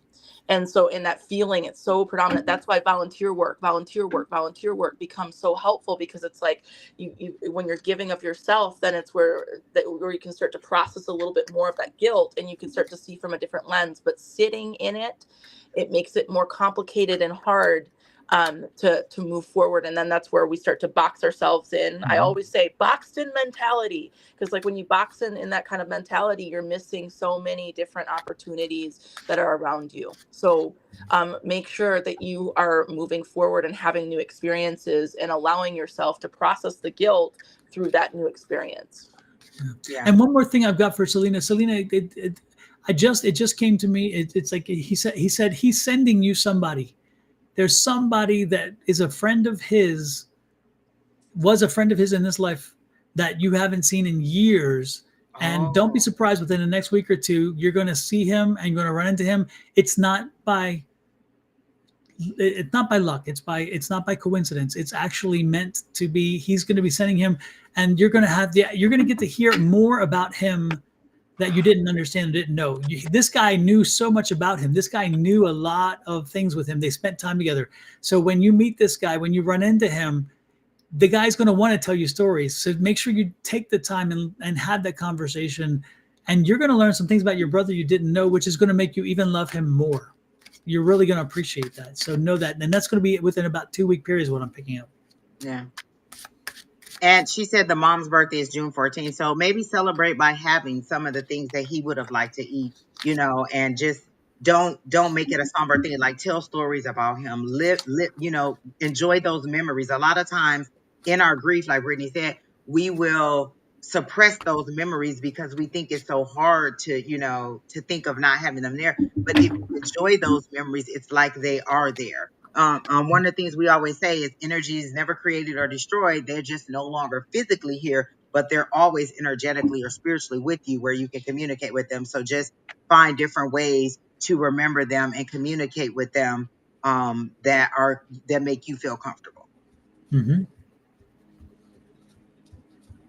All right. So she said she'll do all of that. All righty then. Who is next? Who are we drawn to, folks? Anybody specific? I think You guys. Selena just cleared off the board. She's very talkative. Thank God she is, though, because sometimes they sit there in silence and you're like, hello, are you hearing me? May fly. There's a Carrie Smith that says, any messages for me, please and thank you. So, Carrie, are you still here? Medina, are you the one who I told to go on that trip last week? If you didn't plan that trip, don't even talk to me because I told you to go on that trip and have fun. And if you didn't plan that trip, don't talk to me. If you didn't plan that trip, don't talk to me. Exactly. Plan that trip.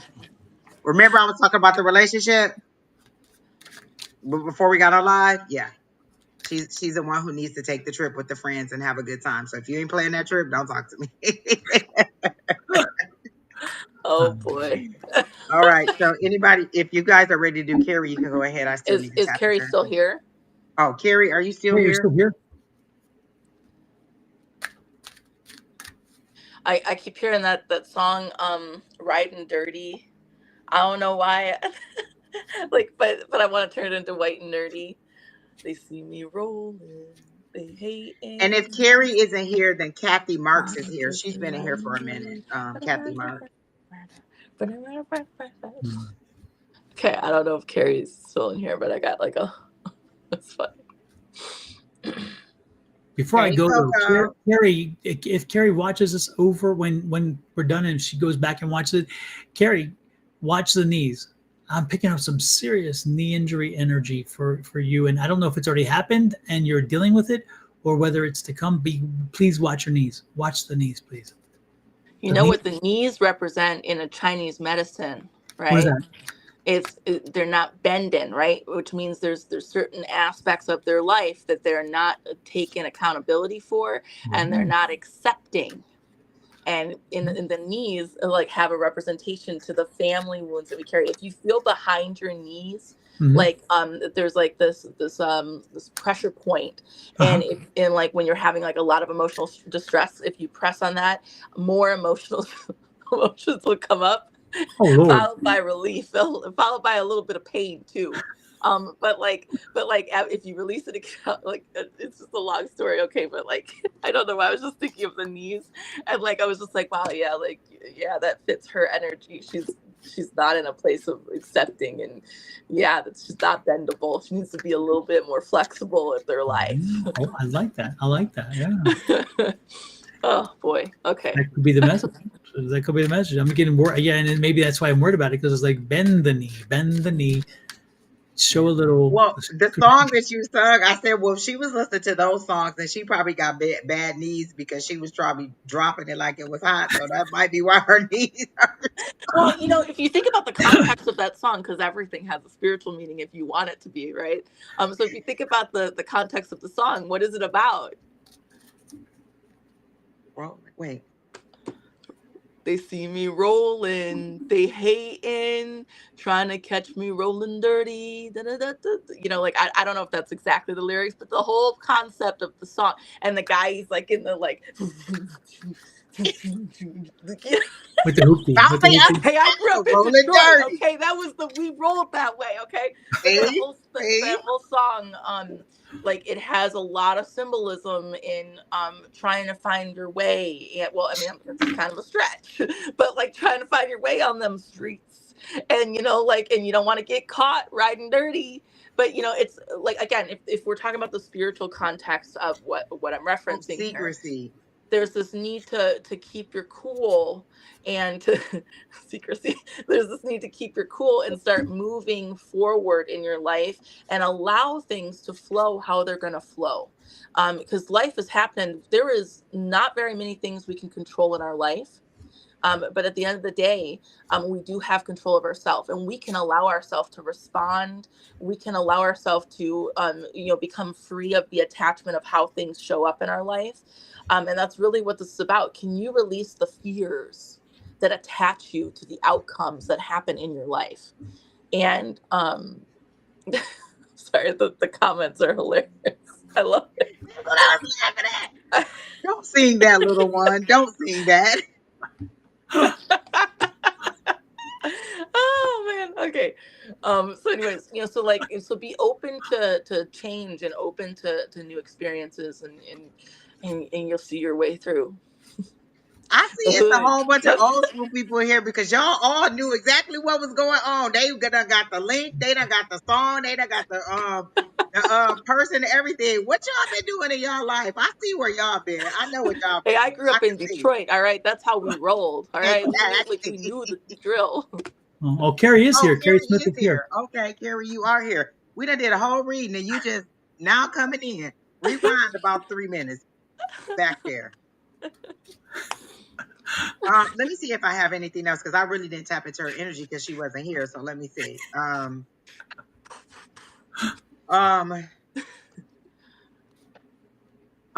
keep hearing steady is the hand, and I don't know if that's because I saw you making that move. But they're telling me to tell you to have a steady hand, like you're nervous about something. Like they show me you trying to carry a tray or some kind like it's nope, because they keep going back to a silver tray in your hand with something on it, like you're about to present something to somebody very important and you're really nervous and you're kind of shaking and wobbly and you're kind of scared about what information. So I don't know if you're going to like an interview or you're about to go and take a test, but or maybe it has to do with court, but you're about to present some information to somebody and you're really nervous about what they're going to say. Now they're showing me a page. So maybe you're about to have a conversation with somebody and you're nervous about how they'll react to it, but they're telling me just to kind of be steady. And they're also saying to just be honest and truthful because they're showing me the Queen of Swords and they're saying just be honest and truthful about what you have to say and don't, you don't like, don't be bitchy, but also be honest. Like, express yourself in honesty and they should be able to accept what you're having to say. Like, be steady about what you're saying. Like, don't like, how sometimes we can get really emotional and just kind of and the conversation is led with our emotions instead of like logically saying what we want to say. So they're saying be steady about the information that you're about to present and honest about it, and you shouldn't have to worry about the reaction of the person that you're going to talk to. So that's what I got for Carrie. Roll out. I'm telling I you, really feel like the it's an amount interview. of like, It's either interview or court. Like, are you about to testify in court or are you about to go to an interview? So that's what I feel. so funny. And Carrie, what's about the knees? Is it you need to be a little more flexible? Let us know. What is with this like hood music? Like I'm like roll out. Like I'm just like it's like this like we got to get down and dirty. Who said we got to get down and dirty? Like you can do it other ways. But if you think about the hood mentality too, it's also like environmental, and it's survival of the fittest and trying to like get from one place to another, and like you're not thinking in like an expansive mindset. You're thinking in a very closed down. We got to get here. We are surviving. We got to run from the cops. We got to like just get through it. Like that's the kind of energy that this is. It's a survival of the fittest, honestly. And now you have me seeing a convertible too, because now I'm seeing a convertible car. Carrie, do you have a convertible car? Because that would be even more of a blast. She said yes to something. I don't know if that was the knee issue, but she said yes to something. And Virgil, I just want to say I'm a little offended that you invited Don and you gonna take him to a game and put him up, and you didn't even invite me to none of that. So guys, I have to say, I believe this is my mentorship client that is just starting with me. And I think it's really funny because like the music, everything, like it fits this client to the T. And I'm just like, I love that I'm going to be working with her in 6 sessions moving forward. Like, this is going to be fabulous. Like, if this is who I think it is, Somebody said they've had those songs in their head all day. So you just confirming for them. I love this so much. I'm gonna have a field day with Carrie. It's gonna be mess. I'm gonna fuck you up and then unfuck you up. That's like, I've got you. I've got you. I love it. Oh All right, shit. Carrie. Fantastic. Yeah, go back to about 1 hour and 30 minutes in. I think this reading started somewhere at about 1:30, 1:35. Carrie, you'll probably see the rest of it because that's about when it started, I think. Yeah. And Carrie, is there a conversation? Like, what is it? Like, I feel like you're presenting something to somebody. You didn't say that, but is it an interview? Is it a hard conversation you're gonna have? What is it that I keep getting? Like, you're presenting something to somebody and you're worried about how they're gonna receive it. Whatever, Virgil. Don't try to butter me up now. No, we're on 17 days. We're not talking for 17 days, Virgil. So yeah.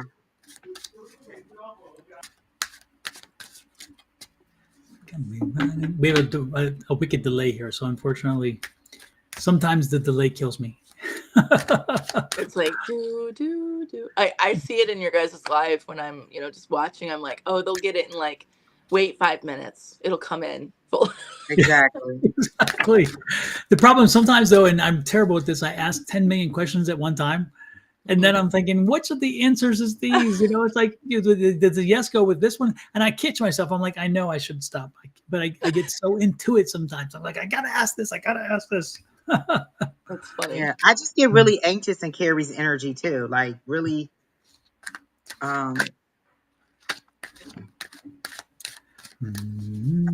who's next, guys?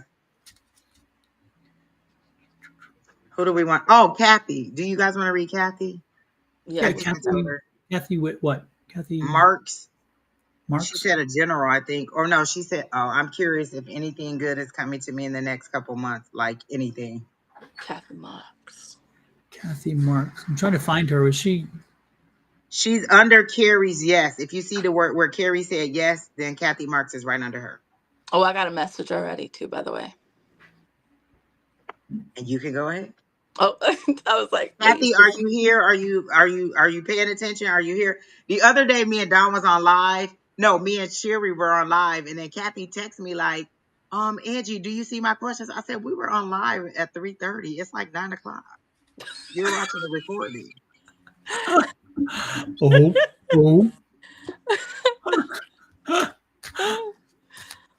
So Miss Kathy, are you still here? I love it when I get the scammers. I'll be 2 days later after doing a live, and like 2 or 3 days later, the scammers go on and try to send messages to the people who have responded to invite them to get readings. And I'm thinking, dude, don't you realize that happened like 3 days ago? Nobody's paying attention at this point. They've moved on. They moved on to the next live. Exactly. Oh, so funny. Oh, well, maybe she's not here either. I don't know where she went. Kathy, did you desert us? What's the story here? What's the story? Oh, that's sad. This is like, I got something emotional I was going to talk about, but it can Well, wait. it could be a delay situation, so you may want to just go ahead and maybe start, and then if she, who knows? I don't know. I don't know. Okay. So what I get when I'm looking at Kathy's energy, first off, I get hit in my heart, and I feel almost like impaled, which interestingly enough, impaled is representative of abandonment wounds for me. Like when I feel that, like I feel like I'm lost with no sense of direction, and I feel alone as I'm trying to move forward in my life. And when I say move forward, I see like as if I'm trying to scour up Mount Everest, and I'm trying so hard to just kind of climb my way through it.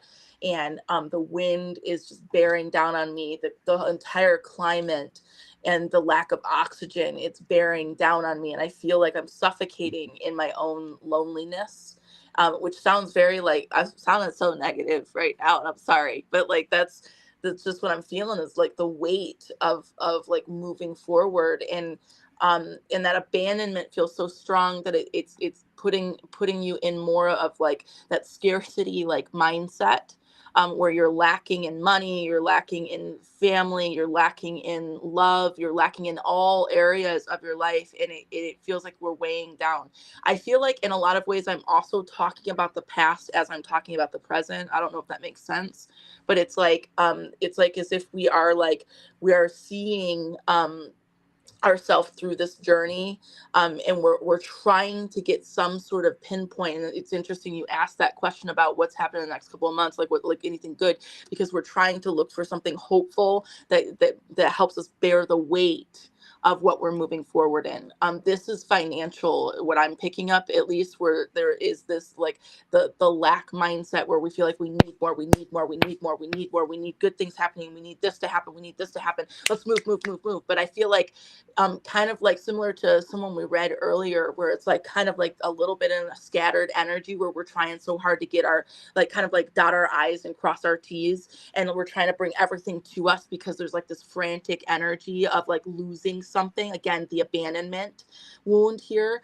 So there's a need to, number one, slow down, recalculate where you're at in your life, and also understand that to even bear like if I'm talking about the like Mount Everest, that is like a lifetime journey. People train for that shit and then they die on that mountain.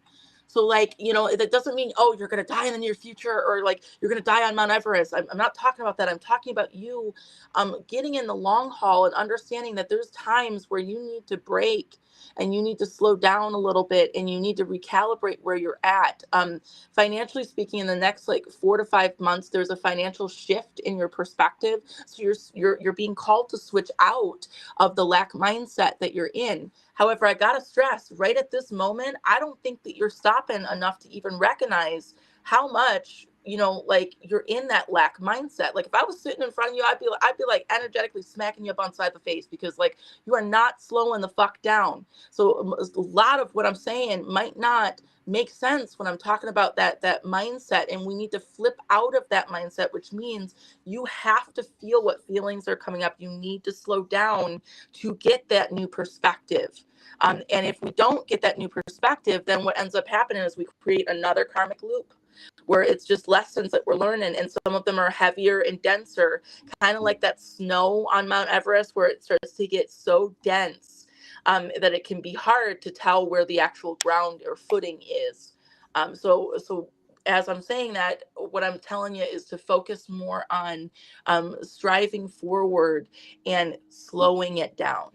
And keep your goal, keep the forward movement, but then slow down enough to be present and enjoy your experience. The one thing I got is, Kathy, you're giving too much. I feel like you're giving more than you have to give. Like, I feel like your ends aren't meeting financially because you're too generous or you're giving to other people. Like you're kind of people pleasing with gifts, and you need to kind of pull back a little bit, and concentrate on your forward movement and, you know, like your goals and what you need. You seem to be you're a little bit too generous. It feels like to me like you're giving way more than you have to give. And if you just kind of pull back and learn how to say no, or I don't have it, and be honest, you can just say, you know, I don't have it, I can't give it. I feel like you give when you don't have to give, and you need to just kind of look. No is a complete sentence. You should see how stunned people were when I was started saying no, because I was always a person where I would go to events that I didn't want to go to just because I didn't want people to feel bad. I would go to parties. I would go to, you know, outings. I would just do things that I didn't want to do because I didn't want people to feel bad. And once I started saying no, people were like, wait, like what? So I feel like you just need to learn how to say no, or, you know, I just don't have it right now, so that people aren't always coming to you and trying to take more than you have to give, because you're putting yourself in that same cycle of, I got a little bit, I gave away more than I have, and I'm back in a lack situation, and you're repeating the cycle. You need to be a little bit more secretive about things that you have too. Don't let everybody know how much money you have, when you're going to get paid, when you're going to do this. Like, keep a couple things to yourself. Don't let people know that, oh, you're trying to move or you're trying to do this. Keep some of that stuff to yourself, because sometimes people can unwillingly sabotage or put negative thoughts in your head about it. Oh, do you really think you can afford an apartment? Do you really think you make enough money for that? Can you do this? Can you do that? Just set the intentions on what you want. And I know that you really want to move. So set your intentions on wanting to move, and work toward that goal of moving. Like find a place that you think is affordable and then work toward that, or figure out how your guides can help you get to that, but don't necessarily tell everybody about it. I feel like you share a little bit too much and you need to keep some of that to yourself also. So that's what I got for you, Miss Kathy. Super. Well, we have about time for about one more reading. Who and what message do they need to hear? Harley asked for a reading from Brittany, so I Okay. don't know if you want to hit Wait, up with her. Harley said one of the three of us, or like all three of us. You trying to push that on me? Well, she's in class with us, and so I figured since you were the newbie, you could go ahead and give her a reading first. Oh, way to pressure me. Fresh meat. Damn. Brittany, you're fresh meat. Oh, wow. Okay. Yeah, I was thinking about joining your guys' class too. I'm kind of inviting myself, but I was thinking about kind of like Everyone's always You're invited. always I was invited. gonna pop in with Everybody's invited. Joe was gonna be in there and I was gonna Everybody's pop my invited. head in, like just be like, "Hi, what's up? It's Brittany, bitch," like something like that. Okay. Come on So in. Listen, your energy will be great. We had a nice class last night, Don. We had like We 15 did. or 16 people. We had a 16 nice people. class Yeah. last night. It was, Yeah. I love when there's a lot of people in there because I'm like, oh my gosh, people are coming back again. And we had some old people come back. So yeah.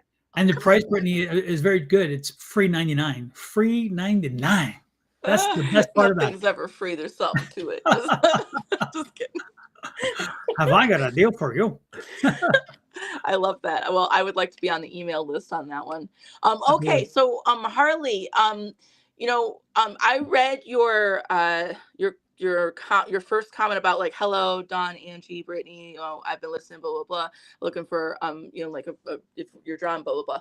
And I saw myself standing. I don't even like it. Like I want to say it's like a skyscraper. It kind of reminds me of like the New York or Seattle, but it's a city. I don't know, like New York or Seattle. I'm kind of torn in between two places. I don't know why I'm saying that, but I see myself standing. It's like this huge balcony, and I'm like standing looking out into the horizon. It's dark. I'm seeing like all the city lights, in the buildings, and then I see this huge ass moon, and it's like this gold tint to it, and it just feels so um like I don't really have the words for how I feel. Like somber would be the right word to describe it, like somber, and um and kind of like in a state of awareness, in a state of presence, and I feel ready to take on my next adventure. And boy, do you have an adventure in the horizons. It hasn't yet hit, but there's going to be a new karmic cycle that's starting for you. And people get scared of the word karmic. That doesn't mean anything negative. It feels positive. You've been working on yourself for quite a while. And when I say that, that is an understatement, because there's this feeling where it's almost like it's like I see. It's funny. I'm flashing to this movie. Is it a movie or is it a show? It might be the Viking show where this guy, he's part of the Catholic Church, and he's like the son, and he was like having a love affair. It's a long story. Like I don't want to ruin it for anybody, but anyways, he's like having a love affair, which is usual of the king. Like some king is always having some love affair. Anyways, he's down on this altar in between being with his lover, and his wife. He's down on this altar, and he's got this like whip, and he's whipping his back. He's whipping his back because he's gonna like whip himself into shape. And I feel like there's some like it's Wait, because I can see it. I can see it. I guess it's so descriptive, right? Yeah. So, but like he's whipping himself into shape, and I feel like that's symbolic for a lot of things. First of all, it's holding yourself accountable for a certain code of ethics, a code of morals that need to be in alignment with you. It's redefining how you see the world. However, on the shadow part of this, we can get kind of hung up on the guilt and the shame that we've been carrying. And so the question I want to ask you is why in your energy am I seeing this sort of self-punishment as a past pattern that you've had? Then I start leaning into the left kidney that unites with father wound energy. And so then I want to start talking about rigorous work that was in the form of self-punishment. And like in to me, that's how it's manifesting for you, is this constant need to heal, constant need to do things that are going to make myself in the right alignment. I gotta be what I need to be, and I need to be better. But can we sit more in that somber, like, space of presence, and kind of like really kind of bringing both past, present, and the future together in that alignment? And can we sit in that spiritual enlightenment that you already are? Because you've done the work. Why do we need to self-punish? Why do we need to say that we're not doing something right here? Can we release more of that shame? There's also a theme that's coming in, especially towards November on, for like an entire year. There's a theme of societal shame that comes up in your energy. So I would be apt to ask you, what parts of you feel like you need to still identify with social norms, and how can you start breaking yourself free from the pattern of that societal shame, where it's all constricted, and it has to flow in this way, and it has to look like this, and you have to look like that, because you are your own essence, and you are aware of that, and that is meant to be seen. It is magnificent, and we're always releasing layers of different stuff as we go on with our life. But you don't need to put yourself so much on the hook for everything. Let yourself off the hook. And it's as if, like, I'm talking to one of my clients, like I was talking to her last week, and she is like the queen of like healing. She's got to do all the healing modalities, and it's like talking to myself sometimes, because I'm the same way. I've got like 21 different services that I offer, because I'm about healing. But can you let yourself off the hook? Do you really need to do another healing modality, do another exercise, do another technique, do another release? Or could you just allow yourself to flow? The whole point of this human experience and this enlightenment isn't all about up here. It's about bringing it to your heart and integrating it. And when we're talking about integration, that's combining all the things that we've learned and experienced in this world, and bringing it back to our heart, and bringing it back to how we walk and talk and behave in this world. And you've got it going on. You've got the spiritual knowledge. You've got the alignment to move forward. Release your tether cords to the punishment that you're holding on to. You're in the right direction, and understand that this coming year, from November to the next November, right?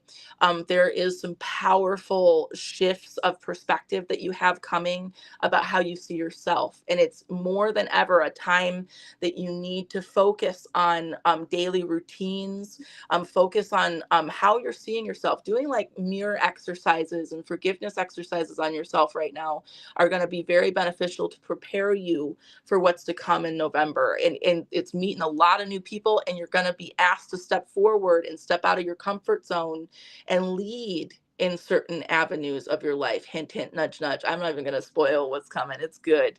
It's good energy, but you need to step forward. Okay, I'm going to stop. That's what I got. Yeah. Loved it. Thank you. What'd you have, Angie? Sorry. Someone from the live was texting me. Okay. So, Miss Harley, I was, as Brittany was reading you, I was pulling the cards, and, she was talking about like a new journey and setting out on different stuff. And the first thing I got was the Ace of Swords. Like, you are having that different mindset. You're opening up to different possibilities. And just in our conversations that we had this week, I feel like you now see things with a better lens. You don't see things as hopeless. Like, a lot of the things that we talked about, you found out like what this is, and what, like, how much you, okay, I don't even know how to say. You're finding out what you need in order to get out of the situation that you're in. And so now that you have a focus or a goal or something to put your intention to, you're looking more positively at stuff like, oh, okay, it's not as bad as I thought, but and so it's something that's doable. Like, I feel like your mindset has changed. And then, like she says, you do have great things that are coming for you, because they show me your road ahead, and where it was such a very long path, it seems to be getting shorter and shorter and shorter. So stay in that mindset of looking at where you want to be and how you want to get there, and stop wondering about what people think about you or what people are saying about you, and just, what do you want? How do you want to move forward? And that may mean leaving somebody behind until you get your footing. You can't take everybody with you, because that could be a weight that is holding you down. So get your footing, get yourself settled, and then you can reach back and try to help them, or try to show them how to help themselves.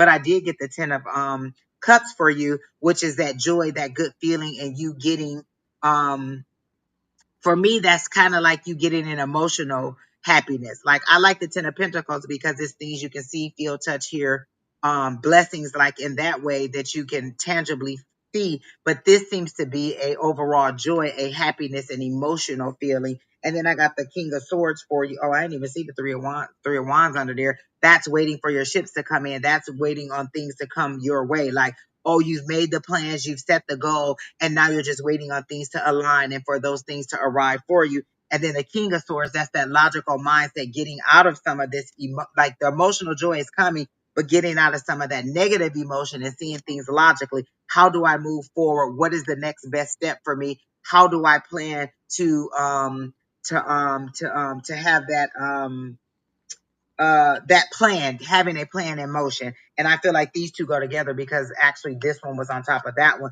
So you've made the plan here and now you're just waiting on things to come. So I feel like Brittany is saying, your good things are coming for you now that you've changed that mindset and you're focusing on the things that you need to do to get out of your situation or to move yourself forward.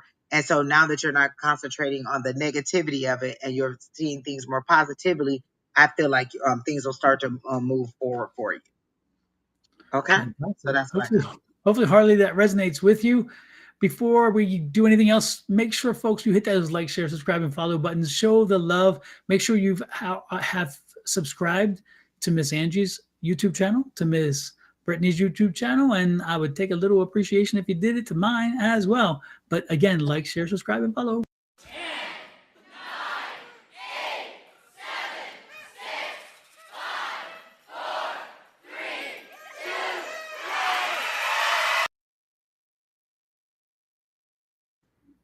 And if you had a birthday last week, this week, next week, or you just missed it, this is for you. Happy birthday to ya. Happy birthday to ya.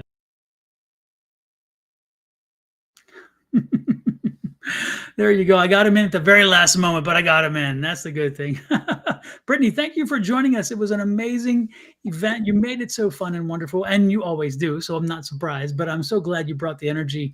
And more importantly, I love the fact that you not only are gifted at what you do, but you love what you do. So it's an avocation. And it's so funny how people hate their jobs and work a lifetime. You love your job and don't work a day, I guarantee it, because the avocation is there. You can tell that this is something you are inspired to do. And when it talks about when somebody earlier spoke, I think Kane spoke about about the trauma and how it's not good. And you gave a whole different perspective, reminding folks through trauma comes a wonderful things. Look at Van Gogh and what he was so troubled, and look at the work he made. It's just phenomenal, So thank you for joining us. We appreciate it very, very much. Thank you guys for having me. I've enjoyed it. We had a great time. It was very like we had the energy was high. Once we got past all the emotions, I felt like we had fun. And I you know love what? That's Miss how Linda it works. back. You get past the emotions, and then it's like, woo! Exactly.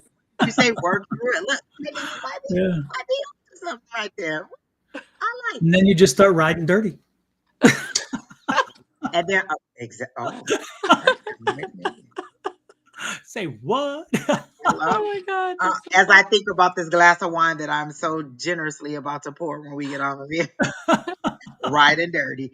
Hardy said, Brittany, I hope you join our class on Tuesdays. You are wonderful. Thank you. Yes, I will definitely try to do that soon. Yes, and Don, you won't be on in the morning, huh? Because you'll be traveling. No, I'll be on. I'll be in the air. I was going to tell you all if you miss your time to come on with Don in the morning, but Don won't be on in the morning. But Miss Bonnie will be back Friday evening with Sarah, and they are great together. So you might want to come on for that. And then Saturday, Miss Susan will be on, and then Sunday, Bonnie will be back with Jess, and then me and Sherry Berry should be back. We're trying to be more consistent with it. Super. Well, again, Brittany, it's always an invitation is open to you. So join us whenever you can. Yes. Love, light, and blessings, everybody. Have an amazing week. And we'll see you later. Fun. I love it. Bye-bye. Bye.